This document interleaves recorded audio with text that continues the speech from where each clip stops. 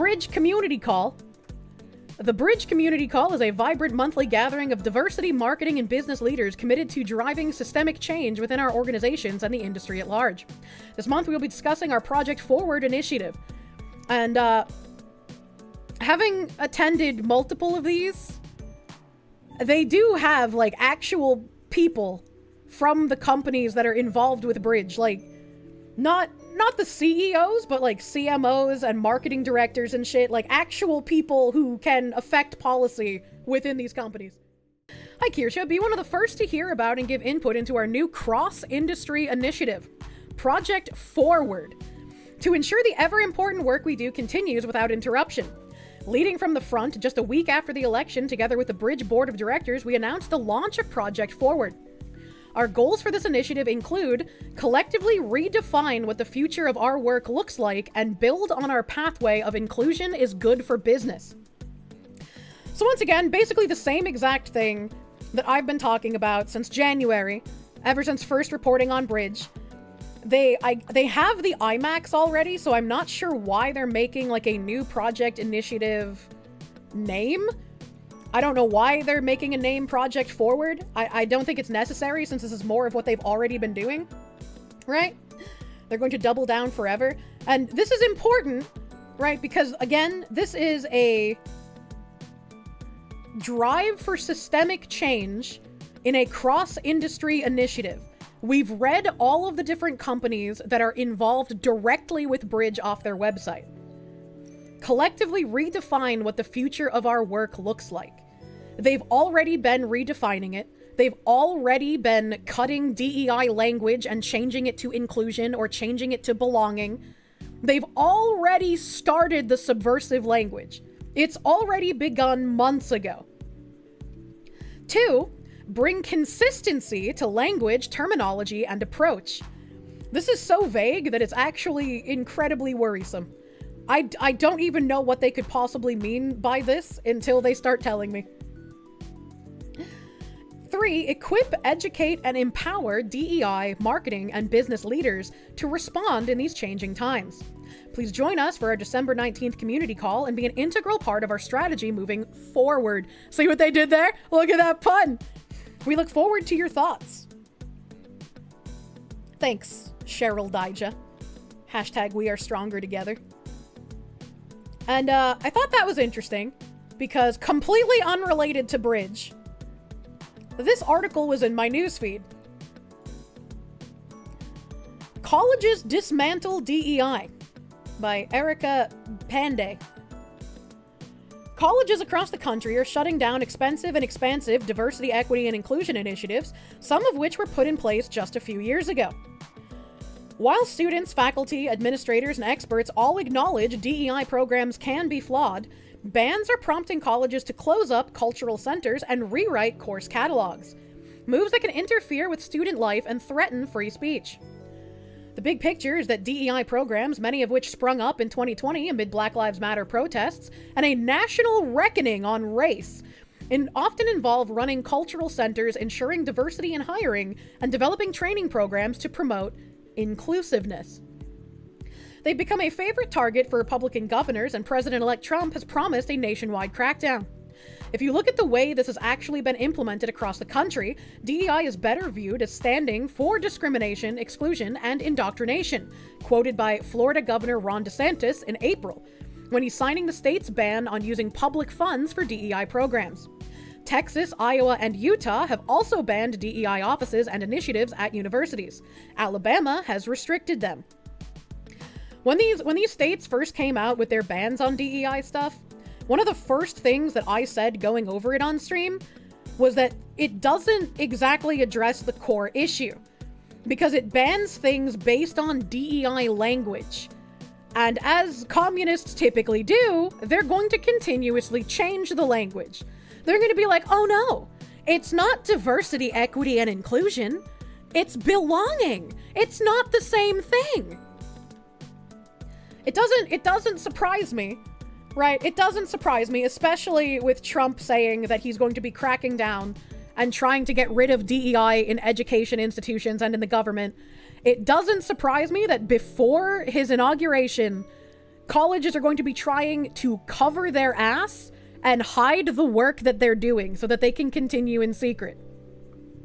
Equity used to be equality? Absolutely. When these people talked about equality, they didn't actually mean equality. Just like when they talk about diversity, they don't actually mean diversity. Institutions in these states are responding with sweeping changes, many of which are broader than what the laws dictate, says Jeremy Young, the Freedom to Learn Program Director for Penn America. The University of Utah and Weber State University in Ogden both eliminated all their cultural centers, including resource centers for Black students, LGBTQ students, and women, the Salt Lake Tribune reports. Administrators at the University of North Texas made hundreds of edits to the titles and descriptions of courses to take out references to race and equity, according to the Texas Tribune. See, this one doesn't even say that the University of North Texas actually even did anything. They made edits to the titles and descriptions of courses to take out references to race and equity. This is, again, exactly what B.R.I.G.E wants people to do, what Sherm was talking about in their coverage. They are changing the language, they're not getting rid of it. They are hiding it. The University of North Florida closed its cultural centers and eliminated its interfaith and intercultural centers, which were open to all students. How open to all students were they actually, though? Right? This is again something that B.R.I.G.E has talked about, and we read about a Maine university doing the same thing, where they were just like, oh, well, we have these programs specifically for African Americans and LGBTQ, but we've opened them up. If you're not Black and you're not LGBTQ, you can apply now. They're not going to get accepted, though. Like, do they think we're dumb? Do they think we're dumb? What we're watching, universities in state that have not yet implemented DEI bans are also cutting programs. There's an epidemic of pre-compliance and over-compliance, and that's really hurting students, Young says. The University of Missouri got rid of its DEI office to preempt anti-DEI legislation, notes Inside Higher Ed. The University of Missouri getting rid of its DEI office, I doubt it got rid of the people working in that DEI office. And if it got rid of the people working in that DEI office, it's very likely they just shifted the responsibilities of those people onto other people working there. They think we're as dumb as they are. The University of Michigan, which has one of the most ambitious and well-funded DEI programs in the country, is axing diversity statements in faculty hiring and promotion, the New York Times reports. It's axing diversity statements. So it's changing the language, but not necessarily how it behaves. All right, okay. What's important going forward is not to throw the baby out with the bathwater, says Paul Brest, a professor emeritus at Stanford Law School, who recently co-authored a column on the drawbacks of DEI programs. Brest argued that DEI programs at schools like Stanford are too ideological and prioritize discrimination against some groups but not others, such as Jewish students. Despite these qualms, Brest tells Axios initiatives like cultural centers are key in fostering community. The main goal is for students to feel like they really belong on campus. If you don't feel like you belong, you're much less likely to be academically engaged and successful.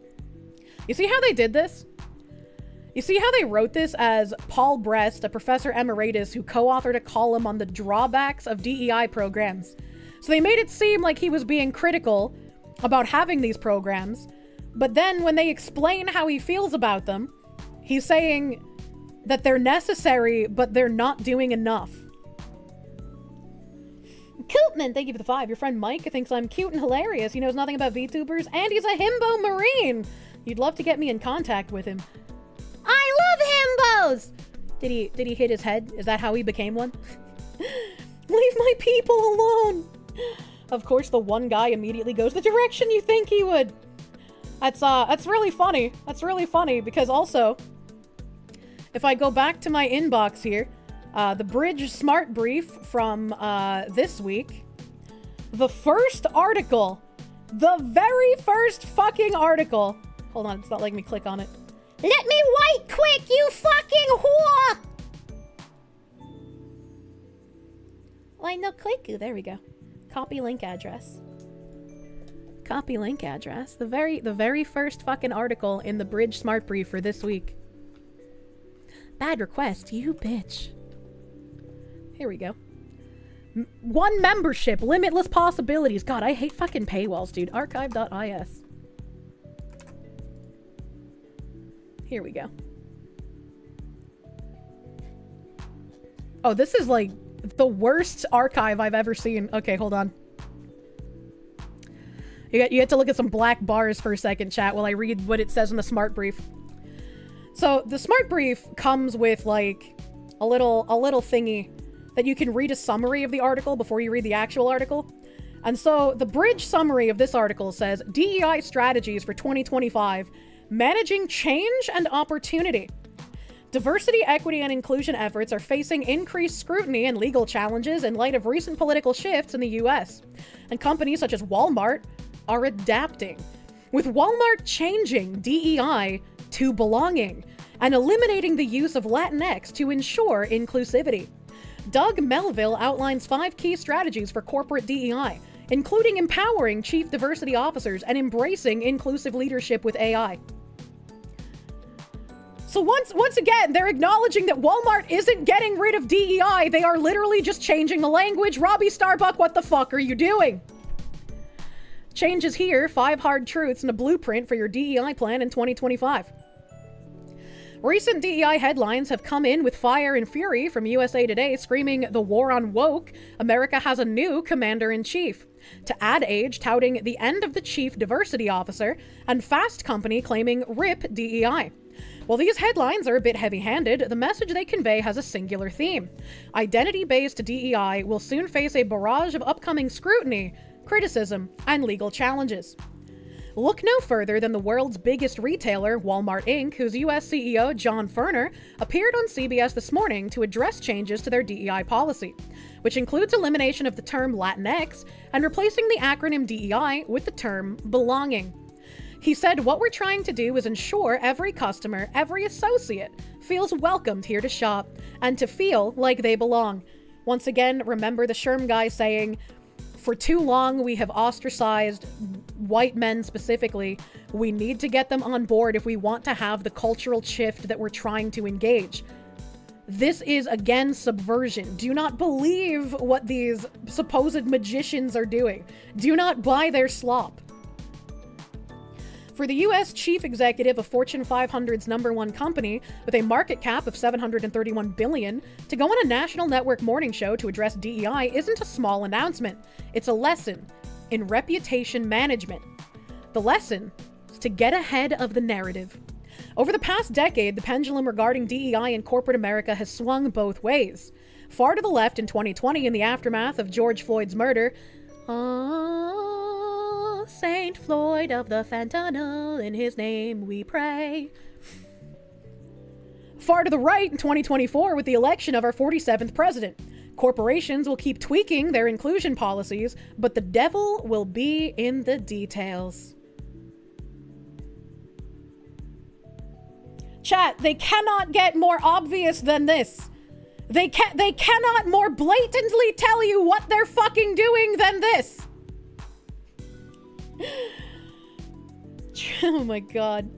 Which leads me to identity-based DEI policies and practices around race, gender, and sexual preference, as these criteria are factored into business decisions regarding recruiting, training, and promotion of employees and interns, as well as hiring vendors.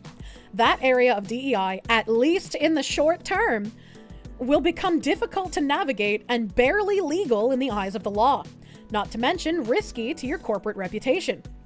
It's crucial to keep in mind that corporations aren't freedom fighters or advocates in a culture war. They're for-profit businesses whose fiduciary duties are to their shareholders. While American DEI greatly expanded over the past decade, the reality is that many DEI departments were created to protect companies from litigation and claims made against them. Yeah, I just don't fucking believe you. Not to grow representation. I just don't fucking believe you! How blatantly... That's why the role is typically housed in HR, yet the most common DEI practices actually undermine diversity. Based on the current landscape, I went to share 5 hard truths of corporate DEI in 2025, as well as a blueprint for success that will allow you to course correct. By gaining perspective on and understanding the new normal, both business leaders and DEI practitioners can use this moment as an opportunity to evolve this area of business.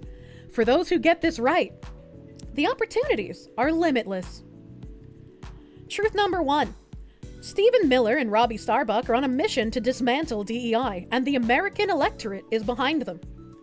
From the Dismantle DEI Act of 2024 to Project 2025 and the Supreme Court DEI decision in higher education, President Trump and his allies will target these areas with policy, in practice, and through the press. Stephen Miller will be leading his organization, America First Legal, whose stated goal is to fight back against the radical left. And Robbie Starbuck, an American conservative activist, has committed to campaign against corporate DEI initiatives. I feel like at least the government stuff here with Stephen Miller and Trump is incredibly good. But I hope that these people will notice the commie subversive language and not try to legislate based on what things are called, but rather what quote unquote the work actually is. Right? And I don't even know how you would legislate along those lines. How do you unroot subversive commies, man? New normal, you hate that term? Yeah, right. Stephen Miller will be leading his organization. I read that, sorry. Their success in proving that they can make companies change their tune is merely the beginning of the movement, and they have momentum on their side as the United States electorate voted for this. Truth number 2, visible diversity is becoming a liability, but invisible diversity is a huge opportunity. This truth number 2 is something I have been reading from different B.R.I.G.E articles since like March or April of this year. Like they've been talking about changing the language since last year. I've been reporting on this since January, but it was around like March, April where articles were coming out where they were like, look, companies are under attack. You don't want to have a threat of a lawsuit. You need to make your diversity less visible, which again brings me back to Robbie Starbuck making fun of HR professionals on LinkedIn. When Sherm said that they were changing the DEI language, they were dropping equity, some of these true believers who were taught to react to stimuli like animals got really mad that the E for equity was being dropped, not understanding that this is a move from visible diversity to invisible diversity while the work is still going on. Yeah, exactly. They're hiding the vegetables. Remember that term. In the summer of 2020, being vocal about DEI was a sign of the times. Companies added DEI pages to their websites and made loud, bold, and definitive commitments to how, where, and what they were going to invest in. Silence equaled compliance, and those who stood for nothing would be shamed. Today, the opposite strategy may be the winning one. Companies are pulling back because their efforts were perceived as favoritism, while some companies are bucking that trend by successfully growing their DEI teams with fully functional departments, metrics, and annual reports. Their victories represented individual battles against the larger cultural war in America. You best stop believing in a culture war. You've been in one for decades. This is the part that, like, I guess kind of pisses me off about people that are just like, I don't want to hear about this. I don't want to keep having to deal with this. Like, everybody's talking about DEI and it's just inundating and it's terrible. And like, I just want to play video games. And it's like, yeah, I did too. Yeah, I did too. But if there are people actively fighting a culture war to change the culture around you, and you sit there and do nothing and not pay attention, they're going to win. It's a one-sided fucking war, man. If you want off of Mr. Bones' wild ride, you have to fight to get off, man. The day of just being able to play video games is over. I want that day to return. We need the strong men to make the good times. It's a political war. It's contentious. War isn't always about guns and bullets, obviously. There are even, like, some people who have commented on my videos who are just like, Kirsche, I love you and I love watching your content, but you talk about B.R.I.G.E way too much. Like, you should do other things besides talking about B.R.I.G.E. And I'm the only one talking about what they're doing. Like, they occasionally get mentioned on, like, Lotus Easer because they've been informed about what it is. They've occasionally been mentioned on like, Cobra Cast, Friday Night Tights, Side Scrollers knows about B.R.I.G.E, right? But it's like, no one else is doing the digging. No one else is going to their meetings. No one else is is looking into what B.R.I.G.E is doing. So why would you tell me that I need to shut the fuck up about it? Why would you tell me, as the only person doing this, that I need to talk about it less? That's demoralizing. That's blackpilling. What's wrong with you? Don't you want the days back when you can just play video games and not be bothered by people like me having to talk about B.R.I.G.E or people trying to ruin your video games? Like, I just don't fucking get it. I don't get it, man. For her service of exposing B.R.I.G.E, Kirsche will be getting a statue. Don't turn me into a statue. Sounds like a PSYOP account that tries to get you to shut the fuck up about cultural wars. I mean, if it was just one person, sure, but it's not. Damn you, Matt Walsh. Why won't you listen? I've sent emails to the Daily Wire. They haven't responded. I don't know, maybe I should try like Michael Knowles or something. Maybe he would listen to an anime fox woman. Apparently, Ubisoft going bankrupt? I have no idea what's going on with Ubisoft right now. Kirsche, you talk too much about B.R.I.G.E. Shut up and let me enjoy the slop until a more popular YouTuber brings it up when it's too late to sell me their product. Jesus. For most companies, visible, loud diversity efforts may need to take a back seat to silent, bespoke, and, dare I say, invisible programs and policy changes. This is exactly what B.R.I.G.E has been wanting since the fucking beginning. They've been saying you need to be committed to the work, and you need to do the work in a way where you're not getting penalized for it, where lawsuits can't reach you, where conservative activists can't point at you and say, look at this D.E.I. This will be the secret to continue evolving and getting things done. Some companies have taken the lead in this area, making quiet adjustments to their D.E.I. programs, and they've been successful. And I've talked about them every time it's happened. Every time it's happened! And it's like sometimes, right? Like I fucking brainworm to my moderators, and I'm just like, maybe I'm the fucking retard. Maybe I don't know what I'm talking about. Because all of these people that I perceive to be smarter than me, no longer James Lindsay, because he seems to be, wait, is it James Lindsay? The anti-communist one who's having like a fucking meltdown and is trying to paint Sargon as a Marxist now? Is that James Lindsay? I get them confused. I'm bad with people who have the same names. Chat help. Yeah, him, that is James Lindsay. Okay. Like, I always thought he was like someone who's smarter than me, but he's having like a fucking meltdown. Sargon was like, yeah, you know, Karl Marx made some good points about liberalism, but his conclusions were completely incorrect. And it's like, I don't fucking remember what Karl Marx said about liberalism, but if you have an enemy and they make a couple of good points, or they have a strategy that's been literally kicking your ass for 100 fucking years, maybe you should not treat your enemy like they're some sort of fucking retarded dog. So all these people attacking Sargon, calling him a Marxist, I'm just like, what the fuck is going on? What the fuck is going on?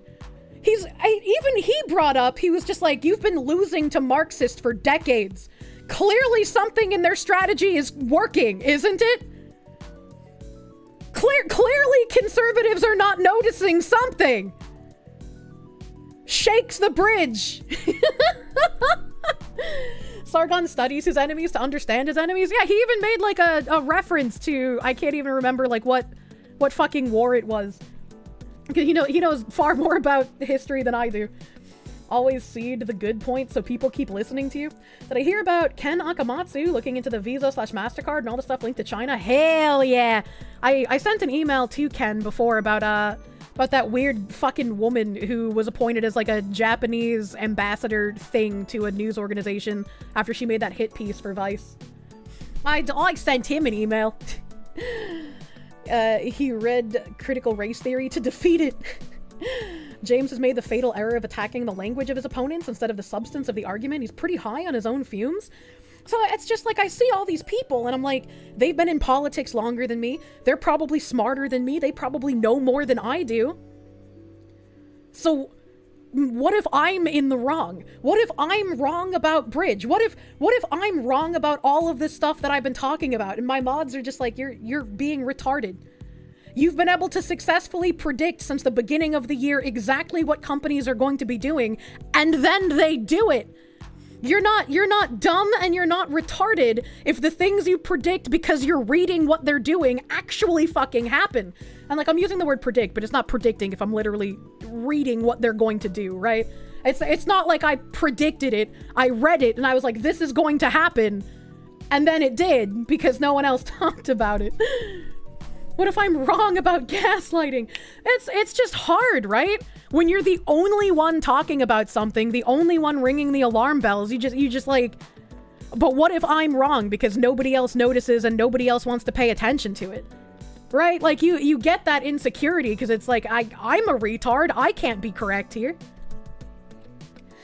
James isn't against commies. He's against trying for communism too fast. Oh shit. And clear signs of future events, kind of like reading the clouds and checking for inclement weather later that day. Yeah, I'm literally being the weatherman. She says after successfully predicting the Kobayashi family drama. You need to cronk slap yourself sane. I'm just saying, it's difficult to not brainworm when you're the only person talking about it.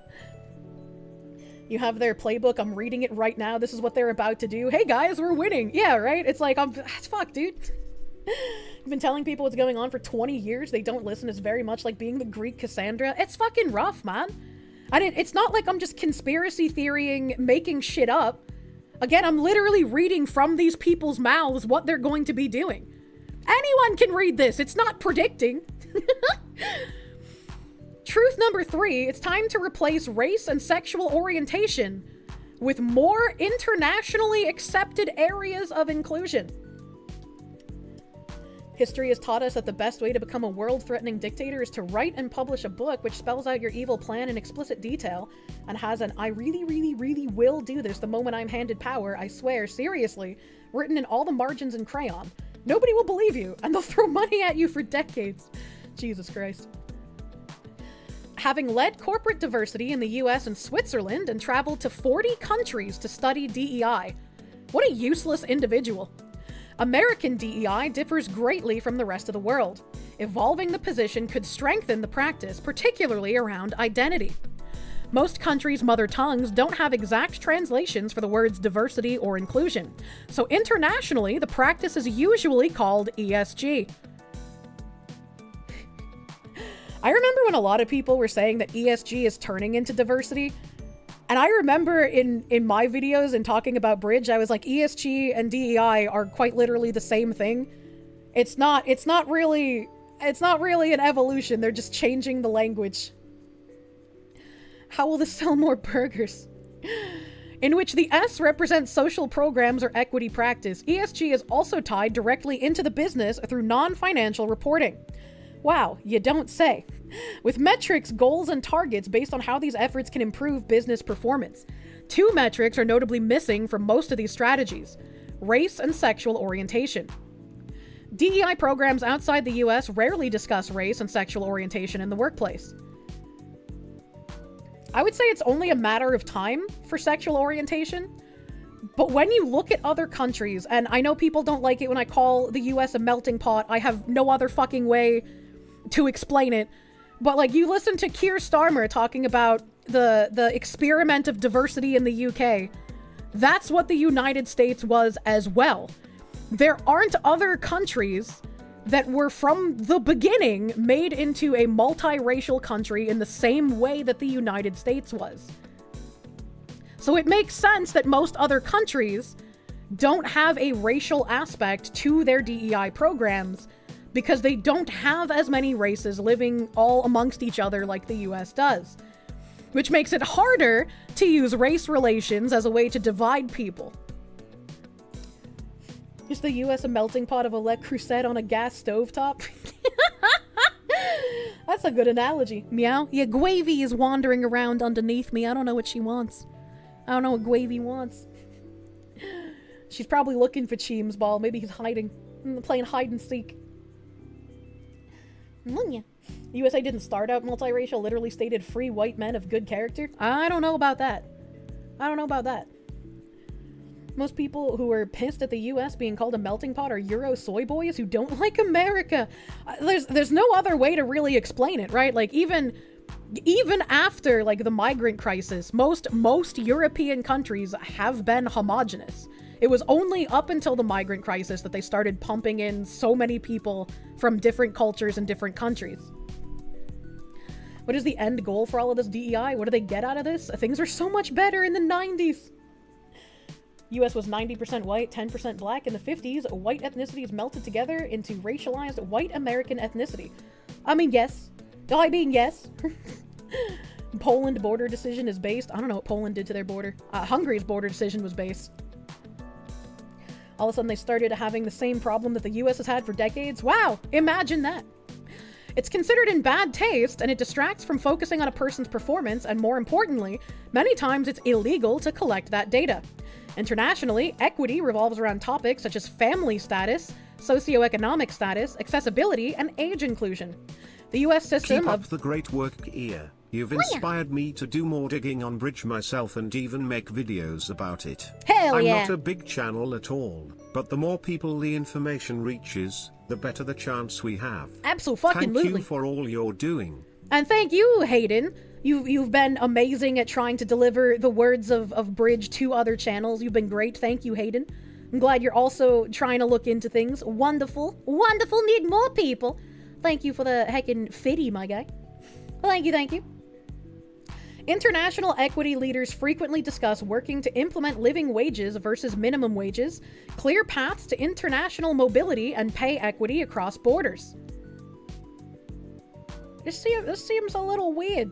How would you ensure international mobility and pay equity across borders? This seems like a globalist scheme. I can hear Alex Jones ripping off his shirt in the distance. These conversations are starkly different than US topics such as the use of pronouns, third gender self-identification, and transgender policy. Truth number 4. Be honest with chief diversity officers and either empower them, evolve them, or reward them. Companies have spent years treating the practice of DEI as a sideshow by underfunding the departments, giving little power to stakeholders to create change, and not allowing the DEI leaders to tout or target metrics or benchmarks. Organizations have also created loose, if any, ties to the business case for DEI, all of which has resulted in a C-suite role, which is very often not positioned to succeed. I'm glad they at least admit that the fucking studies are bunk, saying that there's business cases for DEI, despite how much they keep trying to push that shit. Oakview, thank you for the 5 gift members. Thank you. Thank you, thank you. Leadership and the CDO should discuss one of 3 paths. Empowering them. Bring CDOs, Chief Diversity Officers, to the boardroom, lunch, or dinner, and commit to including their voice, their experience, and their vote in management decisions. Provide clarity, not ambiguity. Grant them the proper resources while addressing this commitment, putting to rest rumors and murmurs regarding their status. Rebrand their department, their reporting structure, and their ties to the business. This could include changing the title from DEI to belonging or another appropriate term, which again are things that like Amazon had already done earlier this year, even before Robbie Starbuck had started making his "we're winning" posts about other companies that actually aren't changing anything. Evolve them. Work with HR to provide your CDO with an opportunity to evolve into another role within the company. Can they move into HR, communications, L&D, strategy, perhaps even shift into marketing or be prepped to become president? There's no way a fucking diversity officer is going to be handed the presidential role. Are you fucking kidding me? Most DEI leaders are incredible executives, but they've been typecast. Now is the perfect time to create a success story internally and show that upward mobility is possible. And the evolving them, right? Work with HR to provide your CDO with an opportunity to evolve into another role. DEI should be the job of everyone at the company. Everyone needs to do the work. Dissolving DEI departments and renaming your diversity officers or whatever the fuck you're calling them to something more palpable, like a people officer or a builder, that's going to make more people be like, well, that's not the same thing. Look, it's got a different name. How could they possibly be doing the same thing as before? They got rid of DEI. We're winning. Reward them. Offer your CDO a financial package to step down or allow them to stay on as a consultant. Corporate structures change all the time, and this time is no different. They were loyal to the company when you needed them, so thank them by providing a 1 or 2 year severance, plus bonuses. What the fuck? Yes, they deserve that much. This person is so fucking high, I want what they're smoking, man. The job market is tight and your corporate reputation is valuable. Word of mouth goes a long way, so ensure their satisfaction by giving them adequate financial margin to ponder their next step. Oh my god, what a fucker. Truth number 5. You must decentralize and embed inclusive leadership into everyone's role by using Gen AI and or leadership training via outside experts. I'm so fucking sick of being right, chat. I'm tired of winning.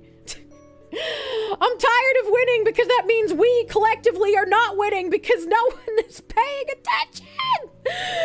Ah! Companies should take some of their newly formed, well-funded AI budget, resources and brainpower and invest them into inclusive AI solutions. It's clear that the siloed chief diversity officer being asked to oversee multiple time zones, business units, and countries is unrealistic.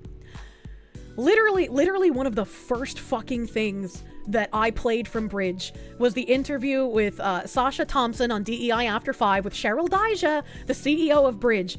And Cheryl Dijja, in her own words, from her own fucking mouth, said that it's too much of a siloed approach right now. We need the diversity officers and the other people in the company working together with marketing. They can't be removed from each other. They have to be working together if we want DEI to become part of the DNA of a company, because right now it's more than just a moral imperative. This was in January. I posted this in January. My shoulder's killing me, chat. I keep fucking tensing up. Use this opportunity to leverage and supplement their knowledge to evolve your corporate culture into what you've dreamed it could become. So many people throughout the year of me reporting on Bridge have been like, well, when they run out of money, it's going to stop. They're only doing this because they think that it's going to get them financial success, but it's not. You go woke. It's not about the finance right now. They are foregoing short-term finances for long-term cultural victory. And you are not paying enough attention. Enter generative AI. Inclusive leadership tools such as Jody AI, note of which I am an investor in, or LLM evaluation tools such as Scale AI can equip individuals across the company or companies at large to be inclusive on their own accord. I recently reposted the page about Amazon's AI shit where they're trying to use AI to reduce unconscious bias. There was another company that also was talking about using AI to reduce unconscious bias, but I genuinely cannot remember which fucking white page that was from, so I don't want to say the wrong company name.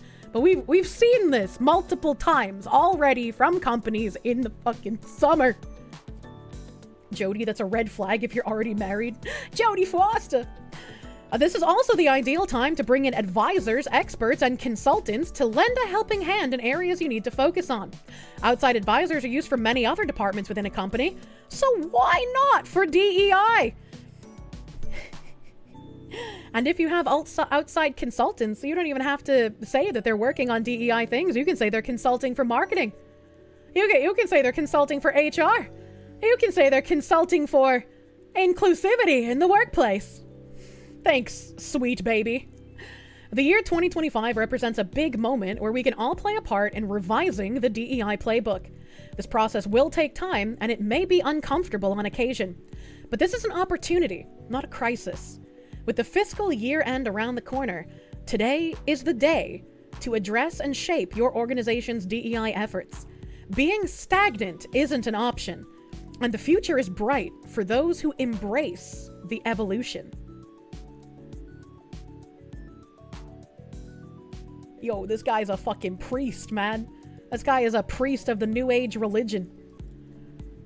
This is a book he wrote, I guess. Invisible Generals, Rediscovering Family Legacy and a Quest to Honor America's First Black Generals. It's an amazing true story of America's first black generals, Benjamin O. Davis Sr. and Jr., a father and son who helped integrate the American military and created the Tuskegee Airmen, is the book Black America needs in this moment. Red Tails, George Lucas's celebration of America's first black flying squadron, the Tuskegee Airmen, should have been a moment of victory for Doug Melville. He expected to see his great-uncle Benjamin O. Davis Jr., the squadron's commander, immortalized on screen for his selfless contributions to America. But as the film rolled, Doug was shocked when he realized that Ben Jr.'s name had been omitted and replaced by the fictional Colonel A.J. Bullard. And Ben's father, Benjamin O. Davis Sr., America's first black general who helped integrate the military, was left out completely. Why would George Lucas do this? Why? What? Dejected, Doug looked inward and realized that unless he worked to bring their inspirational story to light, it would remain hidden from the world just as it had been concealed from him. In his thoughtful, highly readable blend of family and military history, Melville shares his quest to rediscover his family's story across 5 generations. From post-Civil War America to modern-day Asia and Europe, in life, the Davises were denied the recognition and compensation they'd earned. But through his journey, Melville uncovers something greater. The dedication and self-sacrifice can move proverbial mountains, even in a world determined to make you invisible. The inspirational tale of a political appointee. I feel like I don't know anything about Red Tails. I don't know anything about any of these generals I just read, right? But like, when there's historical movies, typically they use the historical names, don't they? So like, why would the names have been left out, I guess, would be my question. Red Tails sucked? I wouldn't know. I never seen it. I've never seen it. And then his website loads very weirdly. Author for Invisible Generals, contributor at Forbes, preserving legacy with Invisible Generals on The Daily Show. New book takes a look at the first black generals in the U.S. military. Book Doug for Veterans Day events 2024. Oh, it doesn't even tell you his price? That's unfortunate. I was hoping it'd have the prices here. A bio. Doug Melville is a celebrated author, 3-time TEDx speaker, and one of today's most innovative and sought-out voices in international equity and inclusion. He's been featured prominently in the media, including CBS Saturday Morning, Time, The Daily Show, The Guardian, The Breakfast Club, and The Washington Post, and is also a Forbes.com contributor. A 5th-generation leader, Doug Melville's first book, Invisible Generals, Rediscovering Family Legacy, and a quest to honor America's first black generals, Simon & Schuster, debuted November 2023 as an Amazon #1 best-selling new release, and has since become the subject of a PBS NewsHour classroom daily news lesson. Throughout his career, he has served as the global head of equity for Richemont, a luxury holding company in Geneva, Switzerland, and TBWA, a top 10 global ad agency on Madison Avenue in New York. He has traveled to over 40 countries to better understand this topic globally. They give TEDx to literally anyone. Oh, he's got like his whole family tree here back to 1930. That man's got a regal mustache. Oh, unknown to 19... Oh, so dead in 1930. Okay, I see. Oh, I'm understanding. I'm understanding. Judge L. Scott Melville. Oh, he's still alive. He's old. Read. Author presents Family Military, Rediscovering Family Legacy. This is all about his book, Pioneering, Invisible Generals. This is a lot of writing. Meet Madison Avenue's male chief diversity officer. How to extend diversity initiatives to the marketing supply chain. One-word answers addressing social injustice, inequality, TBWA Diversity Chief Officer Doug Melville.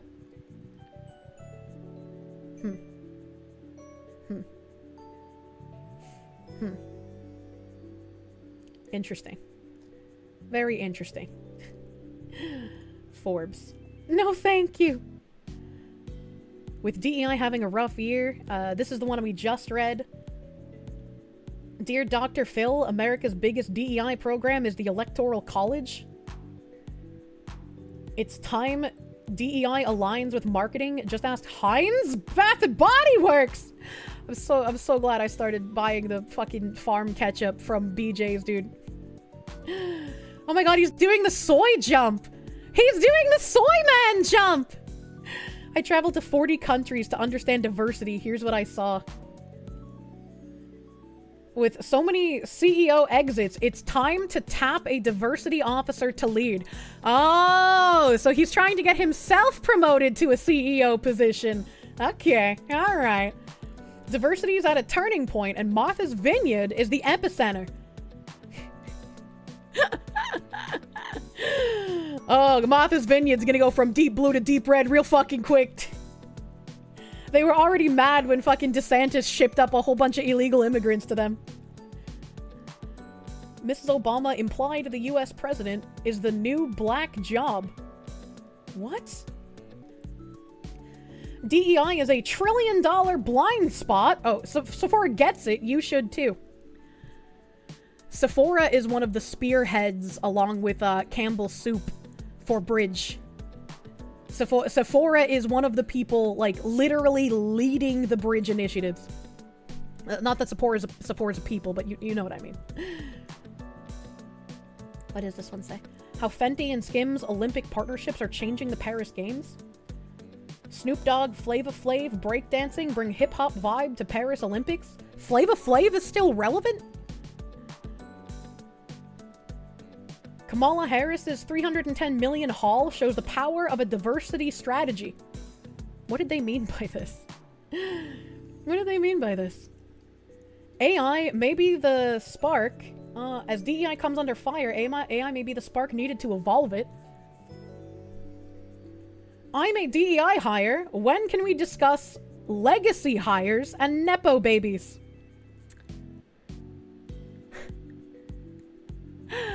All of them are bad. What do you mean? All of them are bad. 43% of white students at Harvard are legacy athletes or children of donors. Who's being unfairly advantaged here? DEI hires complaining about Nepo babies. I know, that's like the most fucking pot-calling kettle thing I've seen. New book, TED Talks. Nailing your diversity strategy, the untold story of the invisible generals, improving your diversity IQ. Oh boy.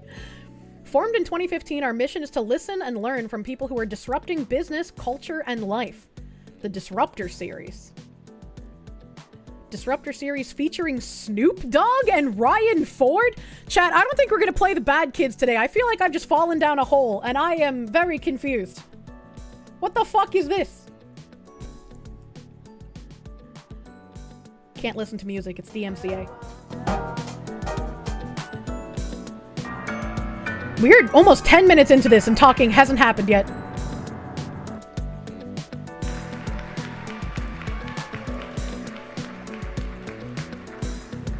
All right, how we doing tonight? What? All right, we got a lot of exciting things happening for the rest of the day. So we're gonna finish up strong here at ADCOLOR 2017. With a special treat. Thank you, Ziz. That we put together. So I'm the CDO at TBWA, and we are the Disruption Company. So a few years ago, I sat down with my CEO and I said, we should start a Disruptor series. Why don't we sit down with people that are defying culture, that are breaking out of the traditional way of doing things, the conventions, and actually creating new platforms and changing the world. And we have a great guest here today, too, actually. That's really ironic that they've named it a disruptor company, considering what they're doing. Snoop Dogg is the ultimate disruptor of culture. Is he? And Ryan Ford is also here today. Who works I don't know who Ryan Ford is. So what we're going to do is we're going to bring everyone out, and we're going to get this party started and do something fun and new. So first up, I'd like to give a big introduction to the EVP and Chief Creative Officer of Cashmere, the incredibly cool marketing collective made up of creative minds from the worlds of entertainment, advertising, and new media. I was gonna skip ahead, but I wanted to know like where that Ryan whatever fuck worked at. And what is Cashmere? I feel like we've read that in a different article. Can we have a tiny Snoop on screen? I don't have my tiny dancing Snoopy. I'd like you to all give a round of applause to Ryan Ford.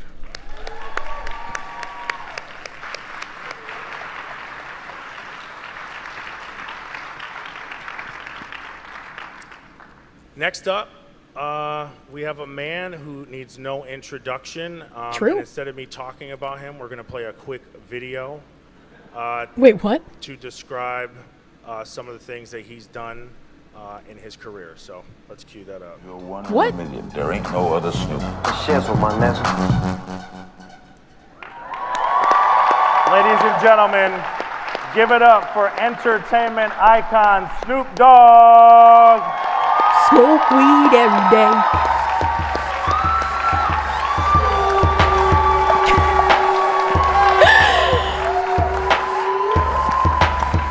I can't imagine playing this at a conference with a whole bunch of fucking business people about to talk about a disruptor company and D.E.I. Like this, what am I watching?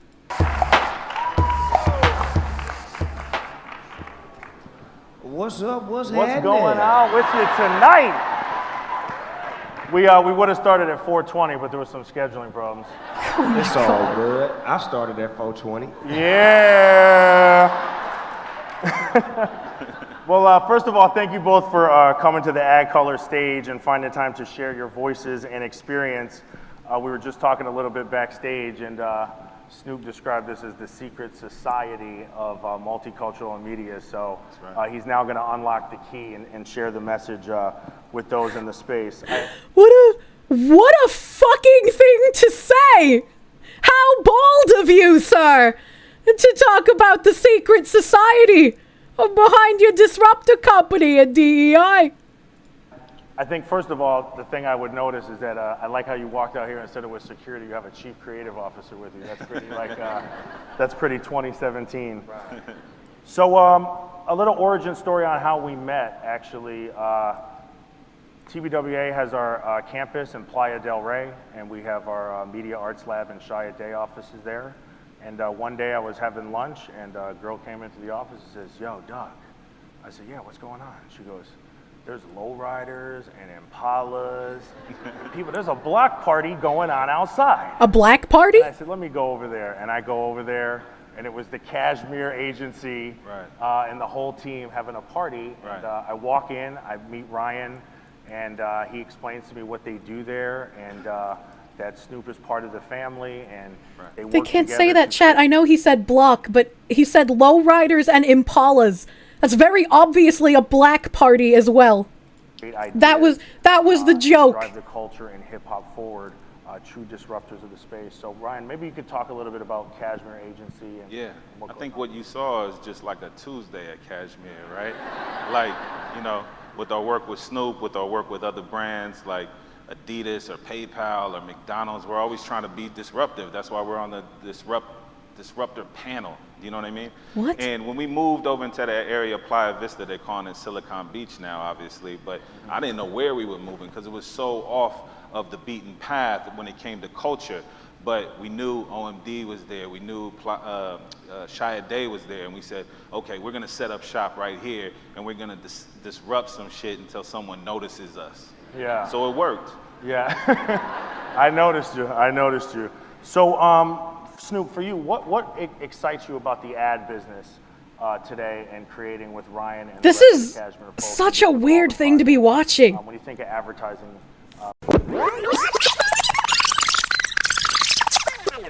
Okay, all right. So make that skip pivot, up. that kind of yin and yang of the gangster rapper now socially conscious. Your daughter's actually featured in that song as well. I just got tired of all of the killing, man. Like, there's got to be a certain point in time where it's like somebody got to use their voice to try to make a difference. And for years, I was always the voice of let's go do it. You know, the other side of the voice. So I just wanted to put some peace in the air because I felt like it was too much gun violence. I mean that's a noble cause, but also, how did Trayvon Martin inspire this? Shouldn't you have been talking about gang violence since you got out of the gang life? Wouldn't that have made more sense than Trayvon fucking Martin? What the hell? There was too much negativity and wasn't nobody standing on top of it. And when I did it, naturally it didn't get the notoriety or the attention that I wanted it to get because it was speaking on something that was positive. And then a few weeks later, I put out a gangster rap song where I was shooting somebody and doing negative, and that song got a whole bunch of views. So I was just trying to figure out, like, is it really right for me to do this, or is it wrong for me to do this, knowing that nothing's gonna happen? But then when I did it, I got a bunch of relationships with people who, you know, were about the same cause that I was about. I got a chance to meet some of the parents of the people that was victimized from the gun violence. And what do you think brands' responsibility is? Because, you know, sometimes people don't know if the government should be the ones that stands up through local legislation and voting, but then sometimes the voting process is slow, and then we have all these folks in the room with various brands. So where do you see the conversation going with what we can do in this room and what brands can do to Yes, Snoop Dogg, renowned celebrity, please tell us what corporation social responsibility is. activate messages around positivity? I think the brand just got to be real with themselves. If it's something that means something and it feels good to you, it must be good for you.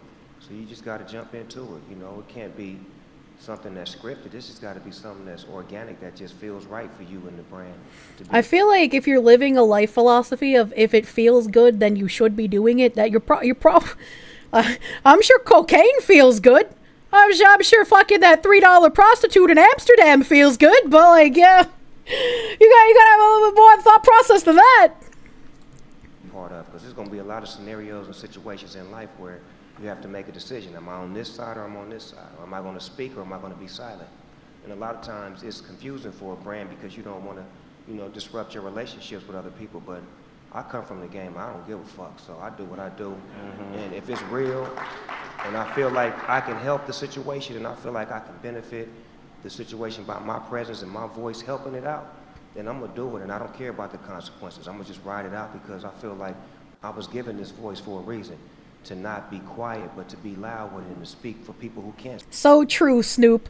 I'm gonna break into a mansion and kill the owners and then claim the house for my own. That would feel pretty good. We got 50 in Division 1, and we got 1 Rhodes Scholar on his way to London right now.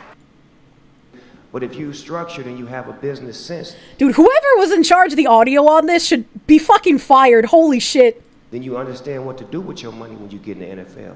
I got a good friend named Marshawn Lynch that played with the Oakland Raiders, right? And I'm gonna share this story with y'all. Marshawn Lynch been playing in the NFL for 10 years and he ain't spent $1 of his NFL money. Not $1. Not $1. Because he took other businesses and other ways to brand himself with the beast mode and this and that to where he getting money off of stuff that don't even got nothing to do with football, but he ain't even touched his football money. So that's just ways that I like to teach the youth on how to handle money. Because I know once they get the shoe, when they see it, it's a conversation that comes with it. It ain't just a shoe, it's the Snoop Dogg shoe and they got money on it. Well, let me look Snoop Dogg up and see, okay, well, Coach Snoop teaching us how to get money, have money, hold on to money. Get, have, and hold on. Not get and lose, but get, have, and hold on. You know, that's what they do, so why can't we do it? Right, yeah. Well, I can respect that, right? Fucking Zoomers have terrible money management skills. So if he's actually teaching money management, like, good on him. They fucking need that. Beast mode was cringe as hell. I have no idea what that is. It's always better to show it than tell it because we know... No, buy all the Le Creuset. That's true. Buying the Le Creuset would make me feel good, so I should just do it. And then use it all on my stovetop.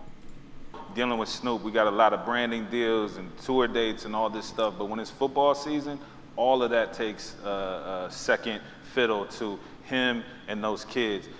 We've had relationships with Netflix for a long time. At Cashmere, we've been lucky enough to work on Master of None and Orange is the New Black and The Get Down and a million other things. And we're excited to debut the trailer for Snoop's new documentary series called Coach Snoop that's coming out on Netflix. And this is probably when they play the documentary clip. All right. Which we can't see because they're weird. With mainstream content partners, you also have your own Double G network. GGN News Network, Yeah. Snoop Dogg has his own news network? That's news to me. The GGN, you guys got to check it out if you haven't. It's really remarkable.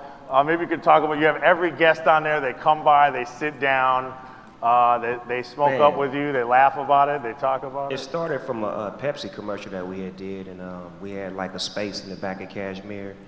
And I had an idea that I was sick of watching news, because every time I was watching news, it was always coming on with some bad news, somebody getting killed, a tornado, or a hurricane. It was never just, hey, 11 o'clock news, today it was a beautiful day. It was, Nobody got killed. We had fun. So I was like, you know what, I need to put together a news show, but I was being funny, where it was just all about fun and no negativity. So I came on with me, Bishop Magic Wand, Andy Milanakis. Like that. Oh my, Andy Milanakis? That's a name I haven't heard in ages. What the hell? In the beginning, I had to fill it out. But once I figured it out and got it right, it became good content, and people started coming on and doing interviews with me. So it was like a late night show where you could get interviewed. I had weather girls on there, and my weather. Andy Milanakis is alive. That's what I'm saying. It was just different components of me being me, but bringing some good news to you, bringing some global good news, some news that was always happy and never negative and always upbeat, and giving you something to look. Well, if you're only consuming good news and you don't read about any of the things that are happening that might be not so good, you're gonna have kind of like a not so great worldview. I think Andy Milanakis is still doing IRL streams on Twitch. What the fuck? What the hell?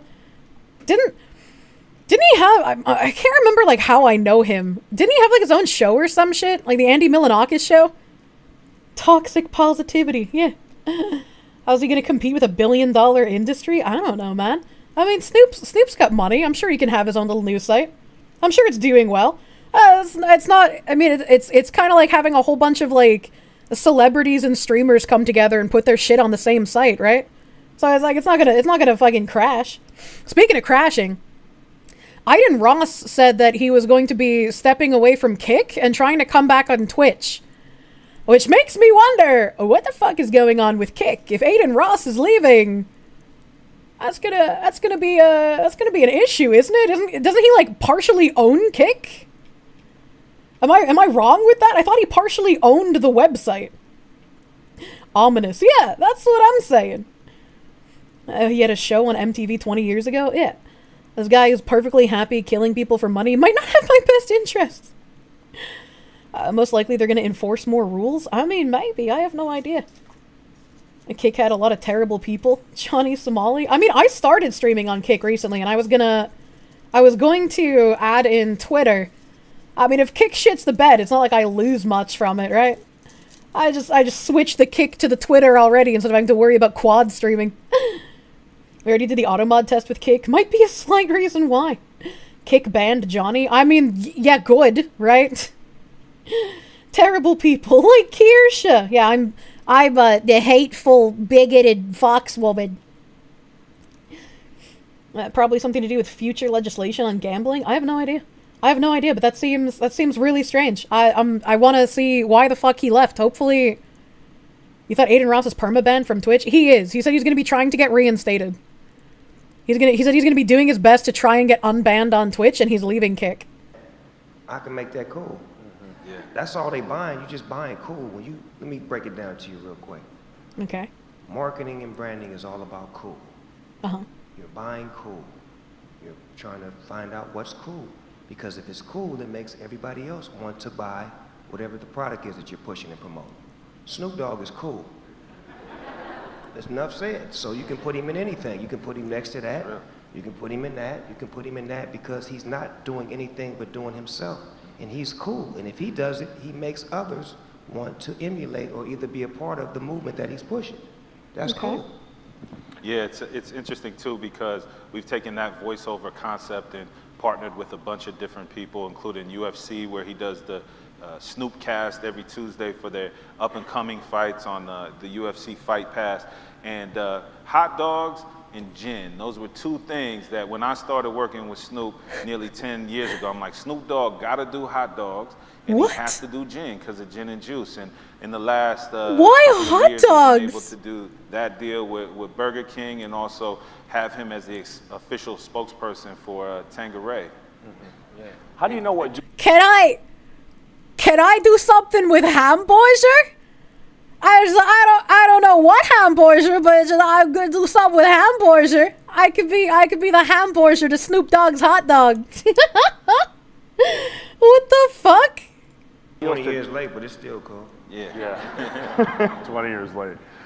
How do you know which brands to pick and which to pass on? That was a great question, even before you asked.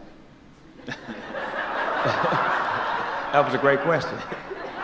Now, let me tell you the Snoop Dogg train of thought. Yeah. It has to be fun. it has to be something that I like.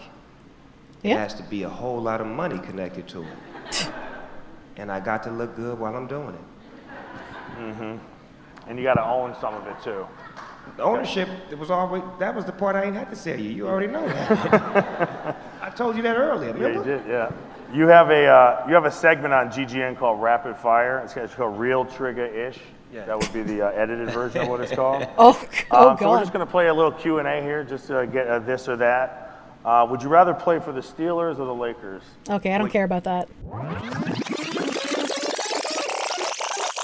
One on Twitter. Oh, hold on. There's a woman. Spaces, and so it's time to be. Well, what's the woman doing?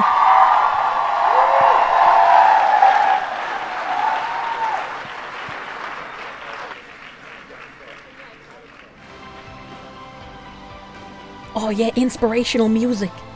I am cautiously optimistic about our future. I have to be honest. If you look at all that's happening in the world, there's more division now, I believe more than ever. And so I see the need for ADCOLOR.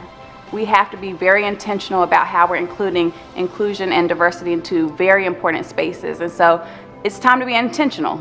We have to push a very specific agenda forward in order to see the change that we seek. And so I believe that ADCOLOR is a wonderful, powerful machine and tool to help us get there.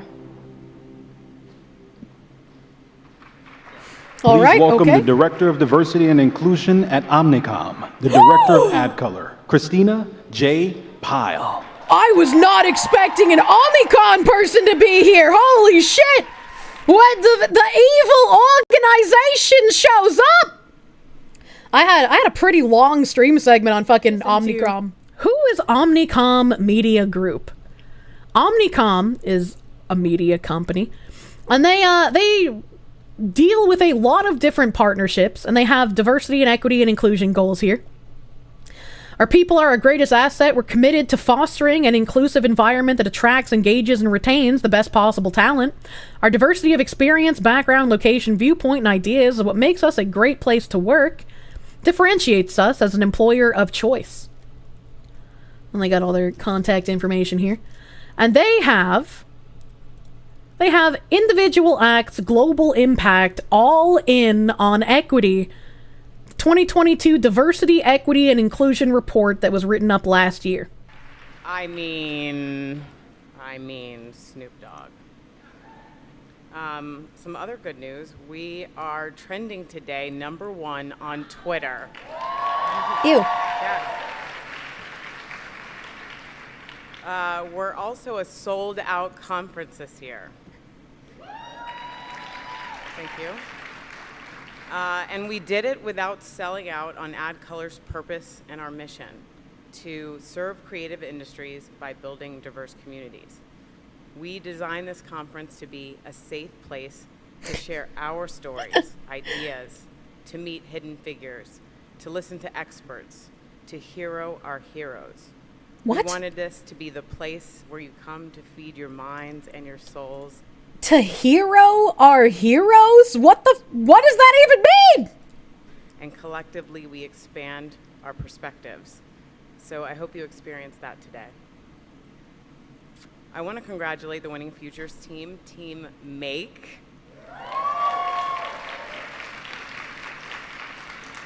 And all of the futures for your brilliant concepting.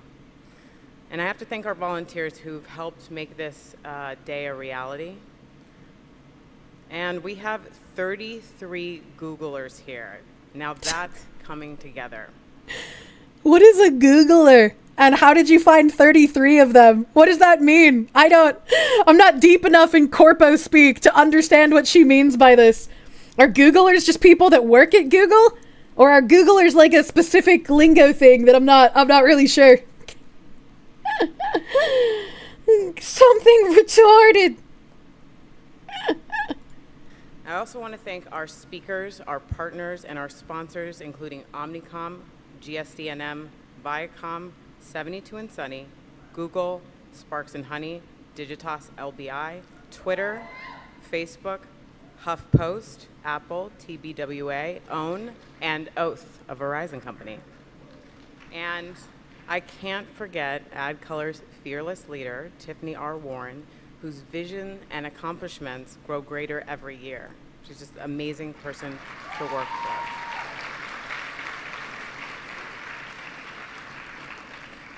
So where do we go from here? In a year like this, when we really have so much cultural momentum, I'm going to give you 3 things right away that we all can do. First, Okay. are you with me? Yeah, we're still with me. Okay. Wait, is that the first thing, or do you have to ask if we're with you before you give us the first thing? Invest in ADCOLOR. Submit your feedback, offer up your ideas, help us grow beyond our dreams. Come back, bring somebody new, bring your decision makers with you. Second, invest. Yo, Kirsche, I have a friend that works for an MMO. He was told he's no longer allowed to speak at meetings because his voice is too deep and it scares the women. He was told to raise his hand and that they would allow him to email his questions later. Is that real? That seems like ridiculously fucked up, even for dystopia, diversity, equity, and inclusion standards. I don't know, man. I don't know about that one. I would need some proof. I'm turning into a chicken. I'm turning into a chicken. That's an HR complaint. Yeah. I mean, HR probably wouldn't help him, but you know. You know.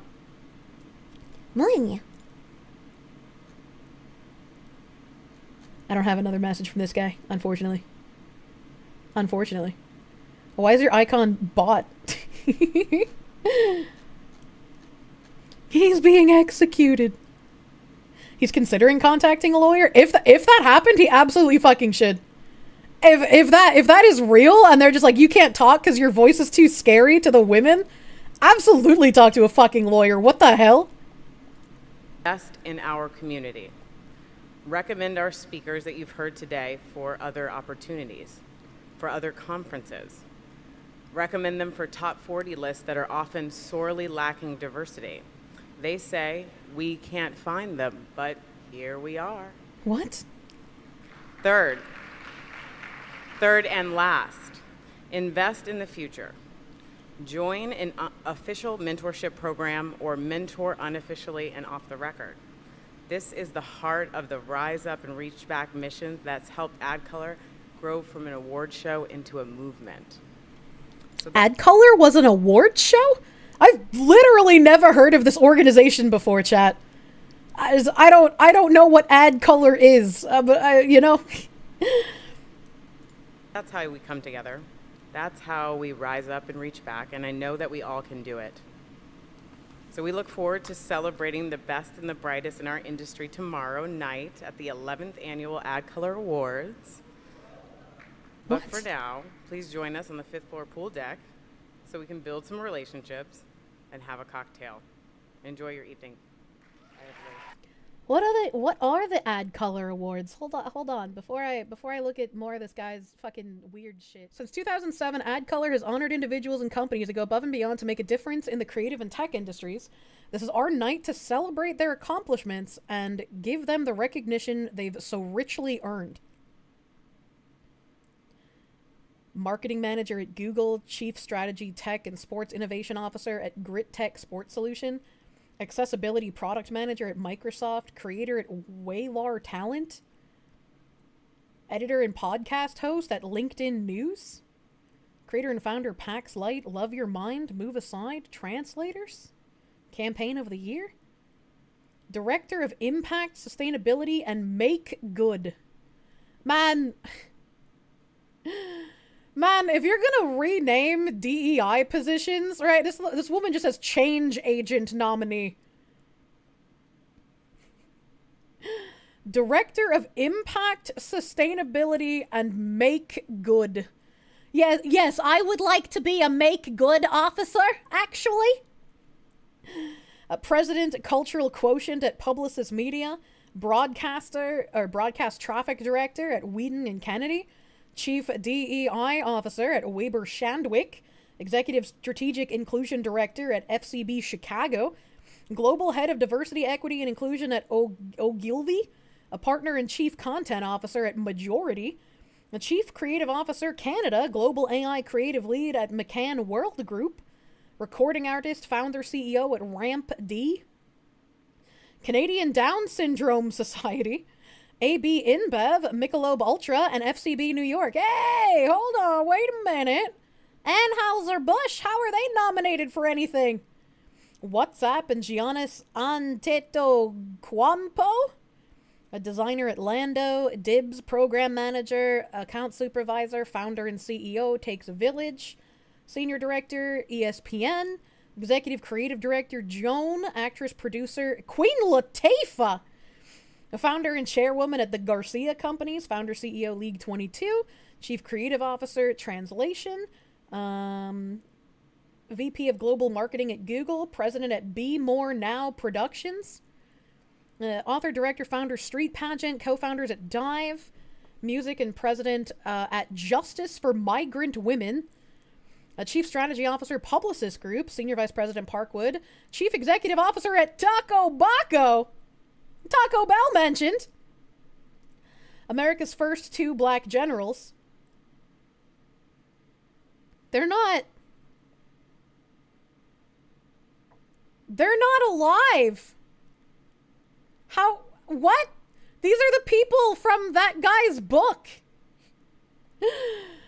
This Doug Melville. Those are the people from his book. What? President at JLC Ventures. Oh, it's Sandra Sims Williams. She attends the fucking monthly bridge meetings. I've heard her speak. Sandra Sims Williams, Chief Business Inclusion Impact and Belonging Officer at Nielsen. You see that? It's no longer a diversity, equity, and inclusion. It's inclusion, impact, and belonging. That means it's different, chat. We're winning. Owner and instructor at The Culture Whisperer, Parsons University. What's that fucking guy that you guys talk about that we watched a couple of times? It's like Justin Wang. This guy's like a dollar store Justin Wang. Mimi Munoz, global creative producer at Whedon and Kennedy. So this looks like a whole bunch of corporate people being given like, oh, you're so good at DEI, let's give you a DEI award. A rising star, up and coming in the creative industries with less than 7 years of experience and under the age of 30. Their brilliance, determination, and shining personality makes them stand out as a leader in the short time rising up, but they already reach back. Rockstar, the ADCOLOR Rockstar reveals their brilliance as a visionary leader through their professional role or their efforts outside of it. They have a track record filled with success and the potential to accomplish much more. Landing between the rising star and the legend, this individual rocks their own singular path as they encourage others to shine. Giannis is in the NBA? What the fuck? Innovator. The ADCOLOR Innovator embodies progress and imagination. They stand out among their peers as a game changer when it comes to issues of diversity, equity, and inclusion. Man, they really are DEI awards. A pioneer in their goals and their strategies, they create breakthrough opportunities for people and organizations. Change Agent. The ADCOLOR Change Agent uses their skill and power to enhance corporate culture, create a more equitable and inclusive environment for everyone connected to it. They call attention to the talents and potential of others around them, putting plans into action that exceed the scope of the professional role. Most Valuable Partnership. The ADCOLOR Most Valuable Partnership, or MVP, occurs between people and companies that work together to provide exceptional, highly effective DE&I solutions that impact organizations and industries. The two partners can be agencies, marketers, entertainment, media companies, brands, individuals, nonprofits, or diverse suppliers with NMSDC or WBENC certification, I don't know what those are, that team up for a short or long-term project that furthers diversity and inclusion. I hate this. I hate that there's literally a fucking DEI awards show. I thought the video game awards had gotten super DEI, but this is just crazy. The ADCOLOR One Club Creative Award is given to a professional in a creative field from a historically excluded community who has demonstrated extraordinary talent and achievement within the media, creative, digital, and traditional advertising disciplines. This honor is presented by the One Club for creativity. So this is basically, you get an award for not being white. Congratulations. ADCOLOR in Tech. The ADCOLOR in Tech Award recipient is a champion of diversity and inclusion in the tech industries, from digital platforms to programmers to educators to product innovators. By pushing boundaries and creating positive change, they set the stage for future generations to take the opportunities they develop even further. Campaign of the Year pushes boundaries and promotes conversation by highlighting the lives and stories of historically excluded groups. The Campaign of the Year can run on any platform, linear, print, digital, social, in any format. We read an article recently where they ran this weird fucking ad about, like, people in wheelchairs. And they were just like, we want to show that the wheelchair doesn't hold us back and we can do everything that other people do. And then in the video, it showed a whole bunch of people coming to help push the wheelchair person up the hill. And it's just like, hold on, wait, that's the like opposite of what your message was. You remember that? Yeah. So those kinds of ads, I'm guessing, are specifically made to try and get something at this award show, because otherwise they don't make any fucking sense. White people are 8% of the global population. We keep getting called the majority. Well, I mean, that's what happens when Britain takes over the entire world. You know, you gotta suffer for the rest of your life. The dwarf was still a Chad, though. ADCOLOR influencer builds community and creates change through their creative content on social media platforms by promoting inclusivity and accessibility on their personal platform. They use innovative means of digital influence that leads to real-life change. By promoting inclusivity and accessibility on their personal platform, the ADCOLOR influencer builds community and creates change through their creative content on social media platforms. I'm gonna give a shout out to Enthusiast Gaming again, and remind how we've also read articles talking about how content creators are going to be important for spreading the message and having people understand how to do the work. That's very interesting that there's an award for subversive influencers. D.E.I. Executive of the Year. The ADCOLOR D.E.I. Executive of the Year is not only inspires, facilitates, and implements progressive change at their own company or organization, their innovation and determination influences the ways others integrate D.E.I. into business models and corporate cultures. Wow. I'm not even really sure what else to say about this. Board members, maybe? Let's see who's on the board. We have the founder and president at ADCOLOR, CEO Publicist Creative, principal at Cardinal Change Consulting, global lead business equity at Meta, CEO at Agencia Every, head of sales, senior sales director, health and wellness at Microsoft, CEO at Jody AI. Hey, that was mentioned in that other article by the... Oh, wait, no, that is the guy who wrote the article. That's the... Oh, no wonder he was promoting his own AI for diversity, equity, and inclusion, much like he's trying to promote, hey, you should maybe make your diversity officer CEO since we're changing the language and getting rid of that position, you know, make me a CEO. President and CEO at the Advertising Club of New York, founder and principal consultant at the People Plus Culture Method, a CEO at Deutsch LA. How can you just, what? Executive Director of Talent Strategy at MLSG or MSL Group, dyslexia. Global Marketing, Diversity, Equity, and Inclusion Lead at Google. CCO and CEO at Essence Ventures and Expectant Media. CEO and founder at Cole Consulting. I think that's an L, Cole Consulting. Global Chief Talent Officer at JKR. I don't know what that is. A Global EVP, Chief Diversity, Equity, and Inclusion Officer at McCann World Group.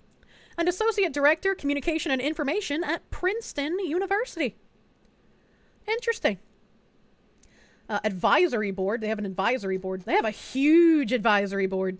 Leader advisory board, the Omnicom Media Group here, American Express, Weight Watchers, Discover, Contender, LinkedIn, Google, Spotify, Pinterest, Apple, Microsoft, Hilton, the NFL, Capital One, Delta Airlines, I don't know what FIG is, Gray New York, Translation LLC, Fleischman Hillard, the Martin Agency, another Microsoft, Anomaly, Microsoft Ads, Discord?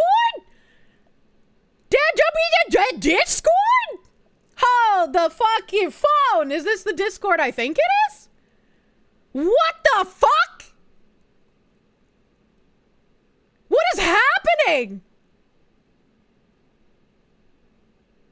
Discord is super woke. Yeah, I know Discord's super woke. I know they're like fucking gay furries, right? But like, I was not expecting to see somebody at Discord on the fucking board of advisors for a DEI award show.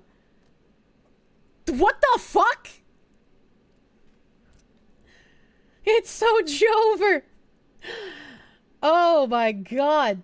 No platform that has that many furry dating groups could possibly not be on the DEI award show. Do I need to bring up Discord again? Do I need to bring up Discord and go down the dating servers again, chat? The DEI award show? Can we call it the Wokies? Oh my god. Esky, they give the 20 knock. I guess we can go back to using TeamSpeak. TeamSpeak was right all along! They tried to warn us! We didn't listen! Is there a more diverse company? Cats, dogs, wolves, foxes?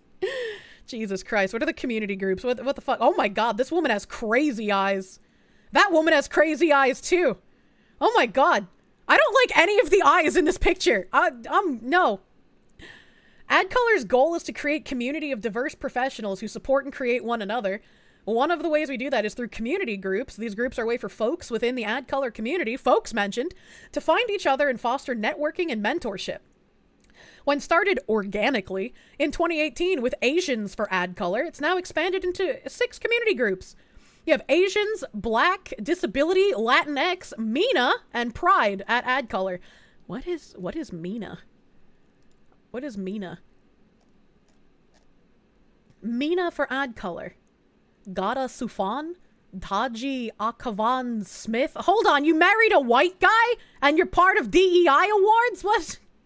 Never ask a racist the race of their spouse. Join the community group. What happens if I scan that QR code? What happens, what happens if I scan this evil company's QR code? Where's my QR code scanner? I just want to know what MENA is. Middle East? Oh, I guess it could be Middle East.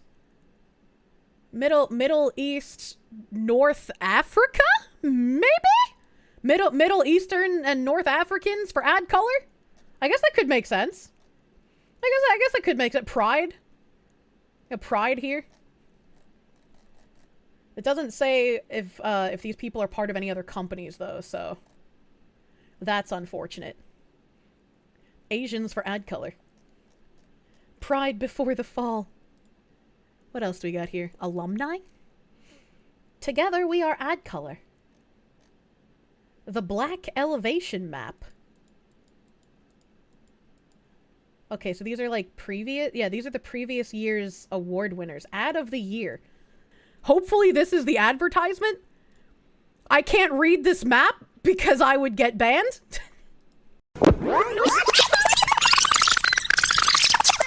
So what I'm getting is this is a map that Black people can use to visit points of Black cultural relevancy in the United States, or specifically purchase things from Black businesses, so they don't have to interact with non-Black people if they do not want to. That's an interesting map. And again, from a purely technological point of view, I thought it was really interesting. I thought it was a really interesting map. Like having something like that for, like, let's say, like Disneyland, if you have like an interactive map that shows you absolutely everything and like points of interest and whatnot. High-tech racism. What's the not accurate representation of service? Like it's a video game cutscene advertisement. I don't know, man. So I think that's interesting that they're comparing the elevation map in current year to like back when segregation was a thing and they had to actually figure out how to go places without getting fucking murdered. Jim Crow, get a temporary email. Am I playing it again? I was gonna play the Bad Kids today, and then I fell down a rabbit hole. So this won an award. Now, this won an award, and I wanted to look it up because I was like, what the fuck is that? The website for this project doesn't work, unfortunately. ADCOLOR in music. D.E.I and Joy Brown. Wait, D.E.I sounds familiar. Hold on, I gotta look this one up. Wikipedia. Derek T. Jones. Better known by his stage name D.E.I as an American DJ, record producer, and rapper who began his career in the mid-1980s with the hip-hop group Boogie Down Productions. He discovered Kid Rock in 1988, landing him a deal with Jive Records. Interesting. Interesting. I was like, this guy's name sounds familiar, but I have no idea where I've heard of him from. Ron. Yeah, exactly. Yeah, exactly. ADCOLOR in Tech, Ty Heath, I don't know who that is. Influencer, Claudine James. Claudine James. Who is Claudine James? Claudine James at honored.org. James, who teaches 7th and 8th grade at Malvern Middle School in Arkansas. So she has a story for just about cheeseball, stop licking my toes. English teacher and TikTok influencer. Oh. Okay. What's her TikTok? I am the English teacher. What are these? What are these? Let's... James told who? Okay, I can't hear this again. The audio on everything is just fucked, chat. I'm sorry. I'm trying my best out here, but I'm just a fox. Alright. Miss James told blank she'd grade the essays. The students can study by blank. I made the presentation blank. Okay, so this is like a fill in the blank kind of thing? Back, right? No, this is just normal. There's nothing weird here. What is this? I saved the best for last because They got the heteronym, I got the homonym. I made a deliberate attempt. Writing tips and practices, correcting writing errors. Yeah. I can't, nothing weird here. Well, not even any like weird neo-pronoun shit. It just seems like a normal ass teacher lady. Well, that's good. Good for her. Good teacher is good. Kirsche has the back of a middle-aged black woman. True and real. True and fucking real. Let me go back to the here. We got advocates, catalysts, Asians in advertising, change agent, charity, Poor Habib, D.E.I. executive of the year, Adrian C. Smith. Okay, I want to know what company she's at. Her tweet. Looking forward to being in a powerful conversation with these amazing women at the World Women Foundation. Power of Inclusion and hashtag Equality Moonshot at World Woman Davos Agenda with Comic Relief US, Najant, Gina Badnock, Claudia Gonzalez, Chandra Gwynn, Magnet Media Inc., Adrian Smith, and Fleischman.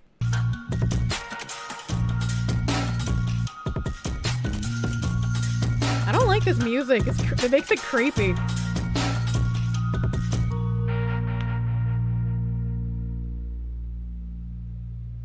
She's probably in Blue Sky now. World Woman Davos Agenda. In collaboration with NDTV, Queendom, A Woman-Made World, Pfizer, what the fuck? NYU School of Professional Studies, and Organon? I quite literally only recognize NYU and Pfizer.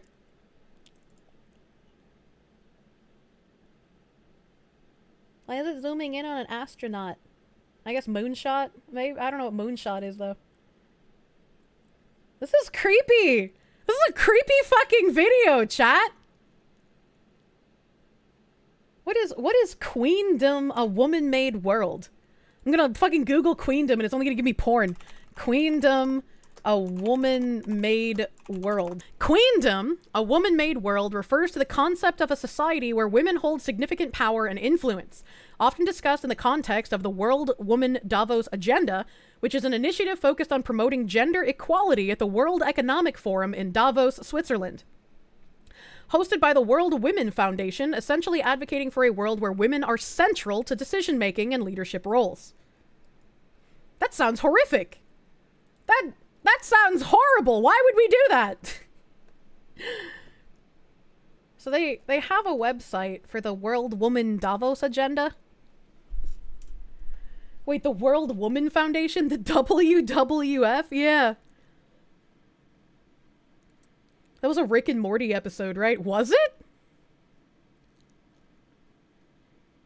Sponsorship opportunities, get invited, speakers apply. Oh, there's Pfizer again. IBM. Forbes, Business Insider. I don't know what some of these places are. In this tumultuous landscape where leaders grapple with a relentless barrage of economic and political shocks, the peril of regression looms large for women. Millions of women and girls are currently denied access and opportunities, presenting a dire situation. Accelerating the pursuit of gender parity is not just a moral imperative, it's a necessity for the prosperity and sustainability of our world. A revolutionary future. World Woman Davos Agenda is a collaborative, multi-stakeholder initiative to reshape women's roles. It offers a distinctive platform to redefine and reforge our understanding of the current era's global responsibilities and the imperative for a cooperation to make gender equality a reality. Kirsche, Organon is a pharmaceutical company in Jersey City, and one of their specialties is hormone replacement therapy medicine. What the fuck am I reading? What the fuck is happening? Yeah, there's the bridge language, man. World Woman Davos Agenda continues to serve as the premier platform for instigating high-level collaboration between the public and private sectors. It unites governments, prominent international organizations, the most influential corporations worldwide, relevant civil society, and academic institutions and the global media to create a prominent global platform for women's voices in a bold new way. Our Equality Moonshot Agenda: sustainability and gender equality, a fair economy, inclusive innovation and technology. How is innovation and technology not already inclusive? What do they mean by this? Education, job skills and parity, health equity and healthcare, better business and leadership, by the way, creative economy, Web 3.0, and equal future. Wait, isn't Web 3.0 like blockchain shit? Because I remember getting like fucking weird Web 3.0 sponsor offers in my email. And every time I was just like, fuck, why do you keep emailing me? Yes? Okay. Global cooperation and women empowerment. Agenda. A January. Networking break. India's equality moonshot. Leading the disruptive future. Why do they all use that language? That other guy, when he was talking to Snoop Dogg, he was like, we are the disruptive company. And now this World Woman Organization is saying leading the disruptive future. I wish more people understood we were in a culture war, man. I hate it. I don't want to be, but like, that's just the reality of things, man. Break. That's a huge fucking World Women Hero Awards. Queendom party. Oh my god. Health equity, India, global cooperation. Jesus Christ. With the growth of the internet and international trade, we take it for granted that we live in a connected world, but we also live in an increasingly collaborative world. It may seem strange to say that, given the constant flow of bad news about armed conflicts and political tensions around the globe. Yet the truth is that governments, organizations, and groups of all kinds cooperate across borders to a greater extent than ever before in human history. We are going to need even more such cooperation in the years ahead. Global cooperation is needed to address common problems such as climate change, war, and poverty. It also plays a passive role in improving everyone's quality of life by bringing together the ideas and resources of people everywhere. Here's a very brief overview of some forms of cooperation that are currently in place. Going forward, women of the world must build upon and leverage global networks to create a worldwide equality moonshot. I just want to say, like, reading this, again, makes me think of, like, how porous the U.S. borders are and the migrant crisis in Europe. It's just like, if you're trying to create a global, I don't want to say economy, but like just like a global presence for governing, you can't have all these different countries with different identities and different borders. You have to break down each country's identity and make them all the same so that the globalization will be more palpable to the people. This kind of trash is going to take more than 4 years to take out, though. Oh yeah, absolutely. Absolutely. More government? That sounds like communism to me. First, consider how nations collaborate at present. The United Nations provides global agendas for cooperation that didn't exist or were not effective previously. The UN's World Health Organization has played a key role in eradicating smallpox and controlling other infectious diseases. UNESCO is active in education and environmental protection and supports international collaboration with scientific research. Although now we have a multitude of platforms for nation-level cooperation. Oh, I felt a hiccup coming on. The World Bank and IMF provide financial help to assist economic development and recovery. Although it's not on a global scale, the European Union has become the most highly developed body of sovereign states on the planet. The fact that they don't put spaces after the periods keeps throwing me off, man. Independent NGOs have proliferated too. Groups ranging from CARE and Human Rights Watch to Médecins Sans Frontières, Doctors Without Borders, work in various ways to help people in troubled regions. Didn't Doctors Without Borders get, like, stuck in an African country during the Ebola thing because the local residents were attacking the doctors who were trying to treat them for Ebola?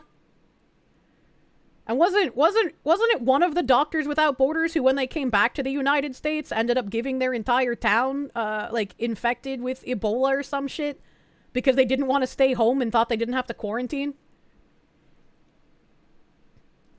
Because of their religious beliefs. Do you know D.E.I? I love that meme. Business firms also collaborate internationally more than ever. For example, in technology, today's complex products cannot be made by companies acting alone. Phones, computers, and electric vehicles all contain chips, batteries, and other crucial subsystems designed and made by firms in multiple countries.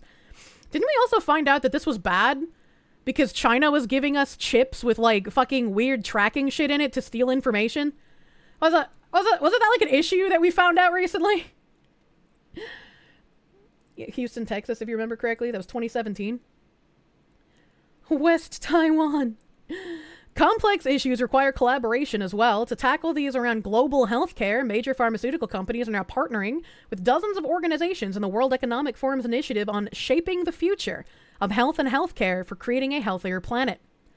On the other hand, the fashion industry, which employs a significant number of women and girls, is changing the fashion path, reducing its negative environmental and social impacts and turning fashion into a driver of implementing a sustainable world.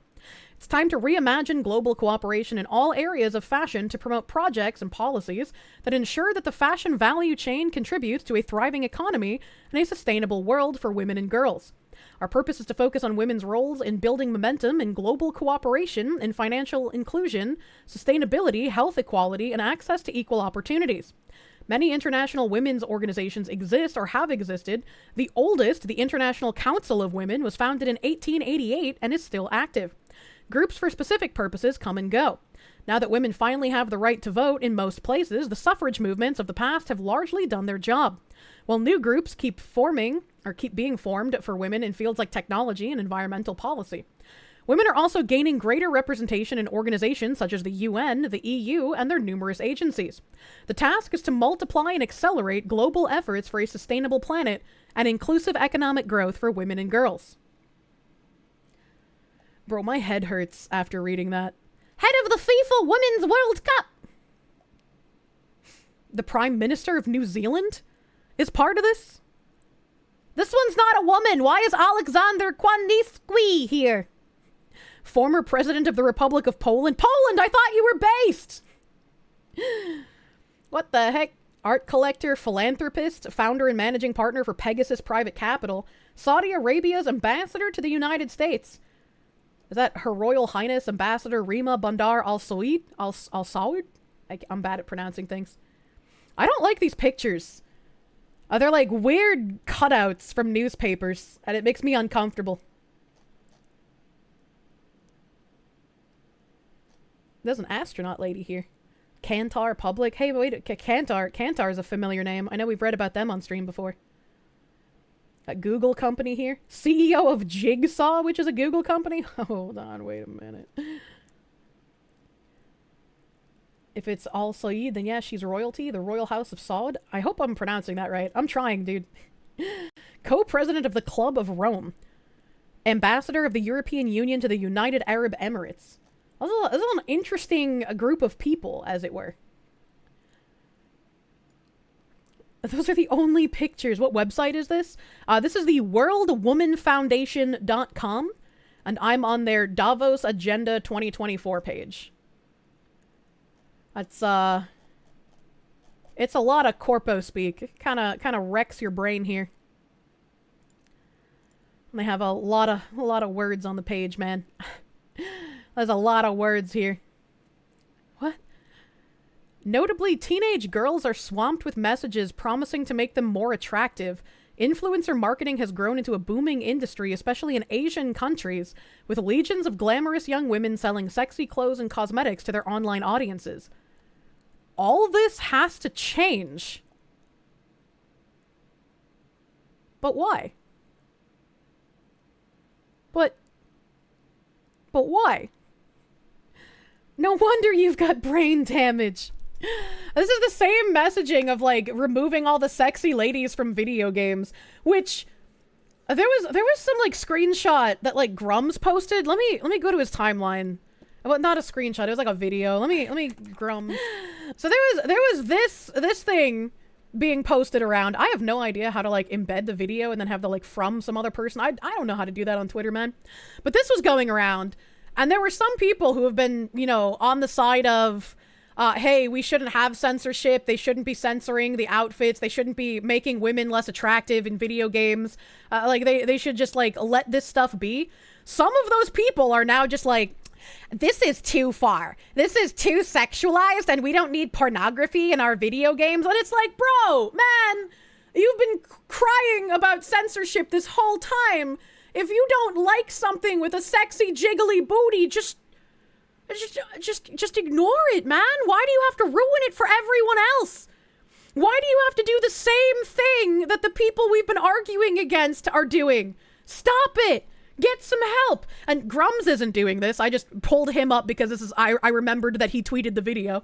So Grums isn't doing that, to be very clear. So I'm not taken out of context. I will now play First Descendant. This is why Trads lose the war every time. Yeah, it's just like, it's so fucking weird, man. You argue about how censorship bad, and then you immediately turn around and you're like, well, I want this specific thing censored. And it's like, no censorship. I don't care why you want the jiggly booty censored. Stop it. This is just like whenever I would play gotcha games with sexy ladies and they would get censored by China, and we would all talk about, hey, don't do that, or like Terra got censored, and people didn't like that. Blue Protocol got censored. Lost Ark had their outfits censored. And every response is just like, you're a fucking coomer. You don't really need the extra 2 inches of cleavage. If you really want to jerk off, just go watch porn. And it's like, why do you fucking care? Why do you care so much to censor it in the first place?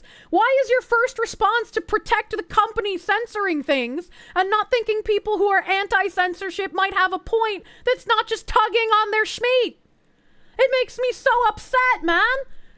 It makes me upset. I'm not even sexually attracted to women, but I like playing dress up. Why would you censor my outfits, man? The problem is that they play moral over fiction, and with that, you call them out for being a hypocrite? Yeah. It's fucking frustrating, man. It's like, if you're going to be anti-censorship, be fucking anti-censorship. Don't immediately crawl back and be like, well, censorship's okay when it's something I want censored. No, fuck you. The point of free speech is to even defend things that you personally might not like, as long as they're not actively harmful. Jiggly booty is not actively harmful. But Kirsche, porn addict. Jiggly booty in a video game is not going to give a man a porn addiction. I know porn addiction is real. I've donated to fight the new drug. I have t-shirts from them. I'm very well aware of it. Bless. W jiggly ass man. Yeah, lame stonks. Thank you for the 1,000 CLP. It's about power. Always has been. It's just frustrating. Which is why I've said before, like, yes, the left are the people primarily trying to censor things right now. But once the pendulum swings, I don't want the people on the right to start censoring things by their sensibilities, right? And usually I would point to someone like Matt Walsh in that case. But there are more people on Twitter doing it, and it's frustrating. Azure Lane Bros. My values I must enforce on everyone else. I know best how you should live and what you should enjoy. This is where the, like, I just want to grill part of my life comes back. It's like, after we defeat the Marxists and everything is starting to get slightly better, don't fuck it up. Don't fuck it up by doing the same fucking power plays that they did. Just let us fucking play Vidya and grill, dude.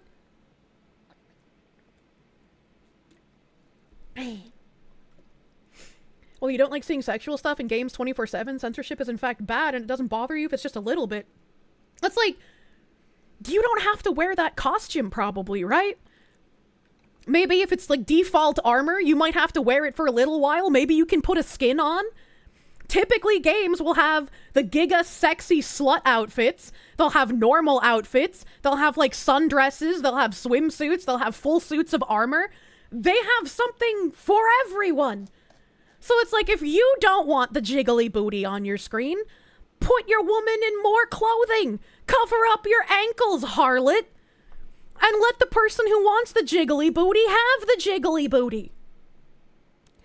Usually you don't want to make the sexy stuff. The high-end armor. Yeah, exactly. I think it's a little too soon to worry about the opposite direction swing just yet, though it feels a little premature to jump that gun. It's just like, I'm not trying to like both sides here, right? Because it's like, I understand it's the left doing everything right now, and the right doesn't exactly have power. Maybe things will change when Trump is in office. Who the fuck knows? But it's just like, once that swing happens, I don't want the same puritanical censorship, moral busybodying from the right that the left has been doing and we have been fighting for years. I don't want that.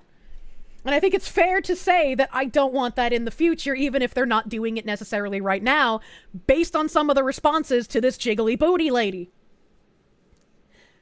Let me speak to the virtual manager. Funny how the same people are the total opposite when it comes to sexual liberation. Well, it's like the people on the right aren't, though, right? The people on the right are absolutely for the, like, no sex till marriage, don't do anything like that, you know, be pure, as it were. Thanks for leaving the jiggly booty up on the screen during the rant. I mean, I have to, right? That's why you loved it when Eminem came out in support of the party who tried to cancel him in the 90s. The difference is you'd rather shift the culture so there isn't a market for this, then censorship won't even be necessary. It's like, I don't think that this is a problem. I was like, what do you mean you would want a culture shift that there's no market for jiggly booty? That's a very weird thing to desire. Hell, thank you for the 10. Please put a black bar over the Kirsche from now on. It's too stimulating. Let's not forget that Jack Thompson was a thing and going after video games for their violence. Yeah, absolutely. Absolutely. That's why gamers will always be neutral, both left and right. Try to hold us down. It's the gamer and anime racism. You're tired of degen shit is what you mean? Like, I get the whole, like, I don't want to be horny anymore. I just want to be happy. But, like, again, as a straight woman who is not sexually attracted to women, I would use this cosmetic. It looks nice. I would find it fun to use this cosmetic in the game. It's not all about gooning. It's not all about satiating your sexual desires. If you don't like it, don't play it. Let the gooners goon. So the gooners are gonna goon regardless of how jiggly the booty is, man. What type of game is it? It's First Descendant. I haven't played First Descendant. Kirsche hitting the gym so she can get a booty like that. Dude, my booty is jacked, alright, okay? This ain't even with the jiggle physics update. Oh my god. Calling it degen shit is communist language. It's also not gooner shit. It's like, I don't want to play a video game where the only option for women is to be completely fucking covered. Alright, I stopped playing White Mage because there weren't enough options to look like a slut at first, okay? The female figure is attractive, even non-sexually? Yeah, absolutely. Absolutely.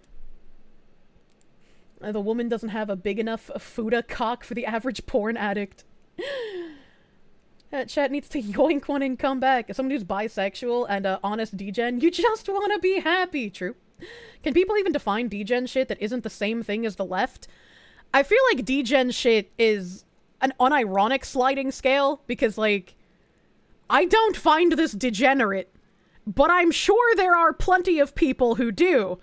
And it's just like, yeah, if I saw a woman dressed like this and doing this in, like, an Applebee's, I'd be like, wow, that's fucking degenerate, what a whore. But this isn't a real woman. This isn't an Applebee's. It's a snowy fucking mountain where she would die of frostbite. It's a video game. It's a fantasy. It's not real. Whatever offends their sensibilities. If Bao likes it, it's probably degen. I like the California Girls inflation song. Cosplay, I'm 50-50. I think cosplay is fine, because there's a time and place for that. Cosplayers aren't like dressing up on an average day, typically, and going out to like Papa John's dressed in like the fish woman's costume. You know, you can see this in an Applebee's, but it'd be in the booth, not attending to one. I mean, I could see this at like a Golden Corral right before her baby daddy comes in and they get into a fight. Still lewd. Women should be demure and respectful. Oh, that's just like your opinion, man. Video game women can be whatever the fuck they want, you know? They're not real. You can do anything to the video game woman, and it won't matter, because she's not real. Everything has its time and its place. Yeah, exactly. Fictional characters don't have rights. If people who can't define what a woman is, how can they be offended? True and real. Asky, thank you for the 20 knock. Do I think the word degen is overused? Oh, absolutely. Much like the word Nazi and the word grifter. I feel like it's very overused. Anya, mouthwashing. I haven't played that game. I only saw the art debacle on the Twitters. Reminds me of the Simpsons gag with the strippers dancing on the gay guy. You stopped listening a while ago and you're staring at the butt. What's going on? Oh my god. Some people are just haters. Yeah, it's just like, fuck it, man. Kylan Last, thank you for the 20 Canadians. It's fantasy. It's not real. We really need to delineate between fiction and reality. And I can also understand some people are like, well, if you imbibe enough of this kind of entertainment, it's going to lead you down a dark path. And like, I can agree on some cases, right? When you have certain ideologies that are pushed in entertainment, it can proliferate, it can create issues, it can create a separate worldview that people believe in because they're inundated with it in entertainment when it's not actually reflecting of the reality they live in. I understand that can happen. I don't think Jiggly Booty is going to do anything like that. You're tired of the options being this and ugly DEI inserts with very little catering to the people in between? I can understand that. I can understand wanting like more demure outfits, as it were. I think some games have knocked that out of the park. Like Final Fantasy XIV has tons of outfits that aren't jiggly booty outfits, as something I can name. I would also say, like Korean games have always been super fucking heavy on sex appeal in games, especially with women, because they have very strict pornography laws in South Korea. So an outlet to be able to get any sort of sexual anything is to make the jiggly booty in the video games. So when you play Korean games, they typically have a much higher ratio of sexy costumes to non-sexy costumes. I've played Korean MMOs all my fucking life, man. They're my favorite. Oh, Mogus! As Charlie Critical said when talking about lollies and shotas in general, they're fiction, they're not real. I don't know where it is now since all of my alerts are turned off, but I had an alert from Charlie. Wait, no, it was me repeating it. I was watching a Charlie video and he was talking about fucking 5,000-year-old lolly cum demon vampires. And it caught me so fucking off guard that I like repeated it exasperatedly. And it became an alert. I was like, what the fuck? Not something I expected to hear out of Moist Critical's mouth. It's from the Cuties video. Oh my god, that's such a shit movie, man. Oh god, there's so many, no, I guess not so many, but there were people who were defending it, and that was fucking strange. Anyone complaining about this makes you suspicious? It's minor. Am I gonna cover the Mutahar and Nux situation? I don't know what I would cover with that. The medallion fucked over Mutahar like it's fucked over everyone else. Mutahar made a weird fucking choice. I don't know. I don't know. And then there was the time your earbuds went out and that alert played in your office! Oh, fuck. Cult of Personality, thank you for the 1999. The Go Watch Porn Gooner crowd are a combo of a couple of things. Projection, being a moral hall monitor, wanting validation from their peers, brain-rotted to the point of viewing attractiveness as something pornographic, etc. I mean, I can understand why someone with a very puritanical view would look at this jiggly booty and think it is pornographic. I think this does go a step beyond just, like, attractiveness, right? Because she's wearing basically, like, a thong, and she's out in the winter mountains, right? It's not, I don't think it's pornographic, but I think it goes a step beyond just, like, base attractiveness. It is lewd. It is lewd. I don't think it's bad lewd for a video game. It's performative outrage, yeah. Hold on, what about the old WoW female models? The full moon is out. It's just sexy, for fuck's sake. Why don't they complain about GTA hookers being able to have sex with them? I'm sure that was a complaint back when GTA came out. Like I mentioned before, my grandparents, very strict Catholics, when my mom was arrested for illegally selling firearms and she lost all custody to both me and my brother, and we had like supervised CPS visits. My brother was staying with me at my grandparents' place because they didn't want him to go into foster care.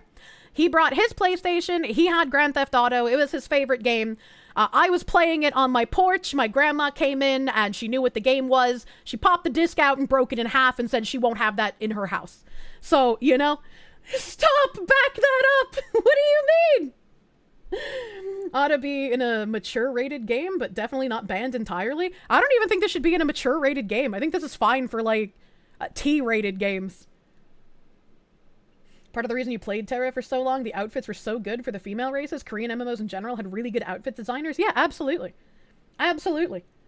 This isn't mature. Yeah, it's absolutely not mature. There's no actual nudity. There's no, like... she's not wearing, like, pasties and an actual string, you know?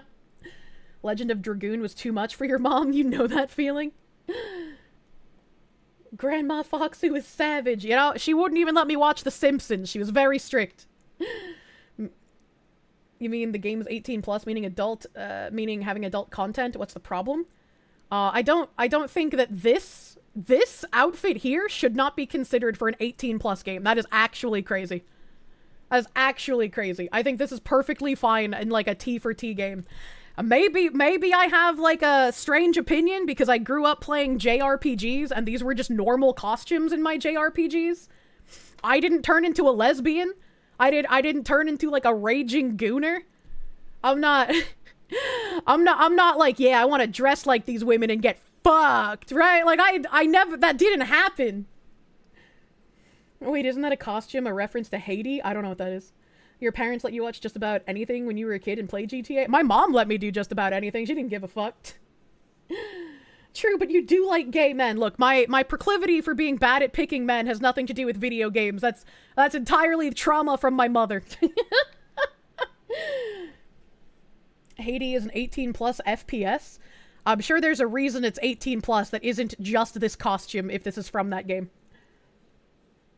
You'd like to dress the women and not get fucked. You just want to feel pretty. Yeah, exactly. And sometimes you might not feel like having the jiggly booty thong on. Maybe you want like a nice fucking floor-length ball gown, you know? Game ratings are a scam anyways. I mean, yeah, I'd abolish the ESRB if I could. You think it's absolutely 18 plus? It's nothing extreme, but it's not appropriate for below 18 people? I would say it's completely fine.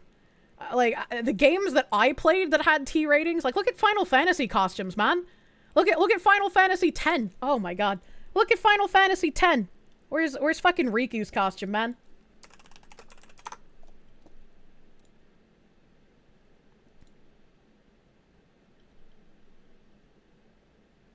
Are you telling me that this would be an inappropriate outfit for a teenager to see in a video game? For you people who are talking about that jiggly booty costume, I would like your opinion. Is this also an 18 plus costume? Certain black mage in 10 with a very familiar name is where you get a lot of inspiration. Dude, I'd love her dress. I'd love her dress. Final Fantasy. You're puking at 10? 10's a great game. She's a hussy.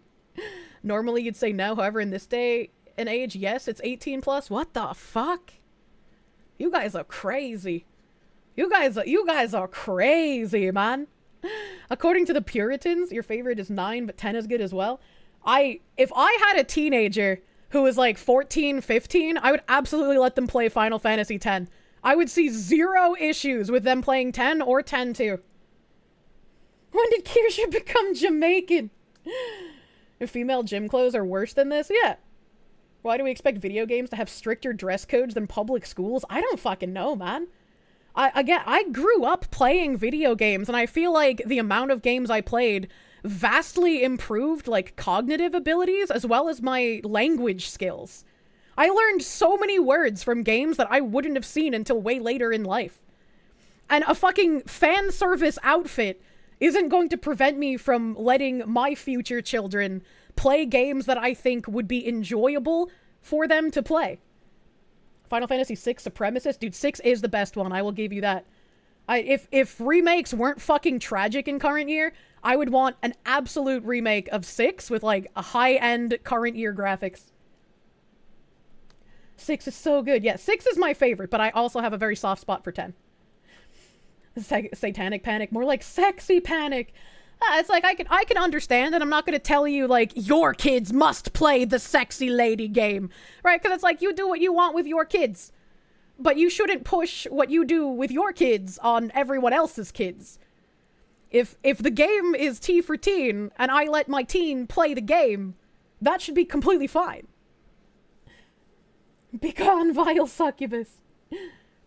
The Elder Scrolls 4 Oblivion taught you how to read.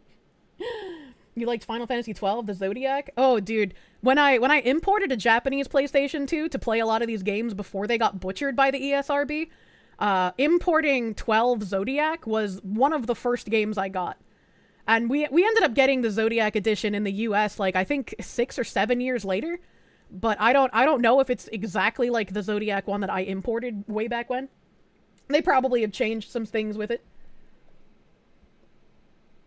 What would they do to Waka if they remake X? You can't remake Waka! His racism is part of his character! You just don't think it's okay to show kids below 17 this? It's all up to you how you want to parent. You just don't think it's appropriate? I mean, that's fine if you don't think it's appropriate personally for, like, you and your kids. But I think if you were to, like, campaign to, like, oh, this game can't be rated T for teen, it must be rated 18, kids should not play this anywhere in any household, I think that's where I would draw the line, right? If you think it's not good for your household, thumbs up, that's great, that's fine. Please do exactly what you want to do, but don't campaign to ruin it for everyone else.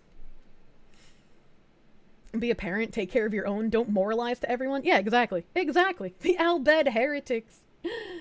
Listen, brother, I'm just saying, alright? Maybe there's an overrepresentation of the Al-Beds in our government. I actually learned Al-Bed enough to, like, speak certain sentences when I was younger. That's how much I fucking loved these games. You're old enough to feel that people are too touchy? Oh my god. I had like, my... What the fuck are they called? They're not, like, footers. There was, like, you could have, like, little banners and, like, GIFs and text in like, a... I think it was a signature, maybe, on, like, Gaia Online. For, like, half my time playing Gaia, every signature I had was only in Al-Bed text.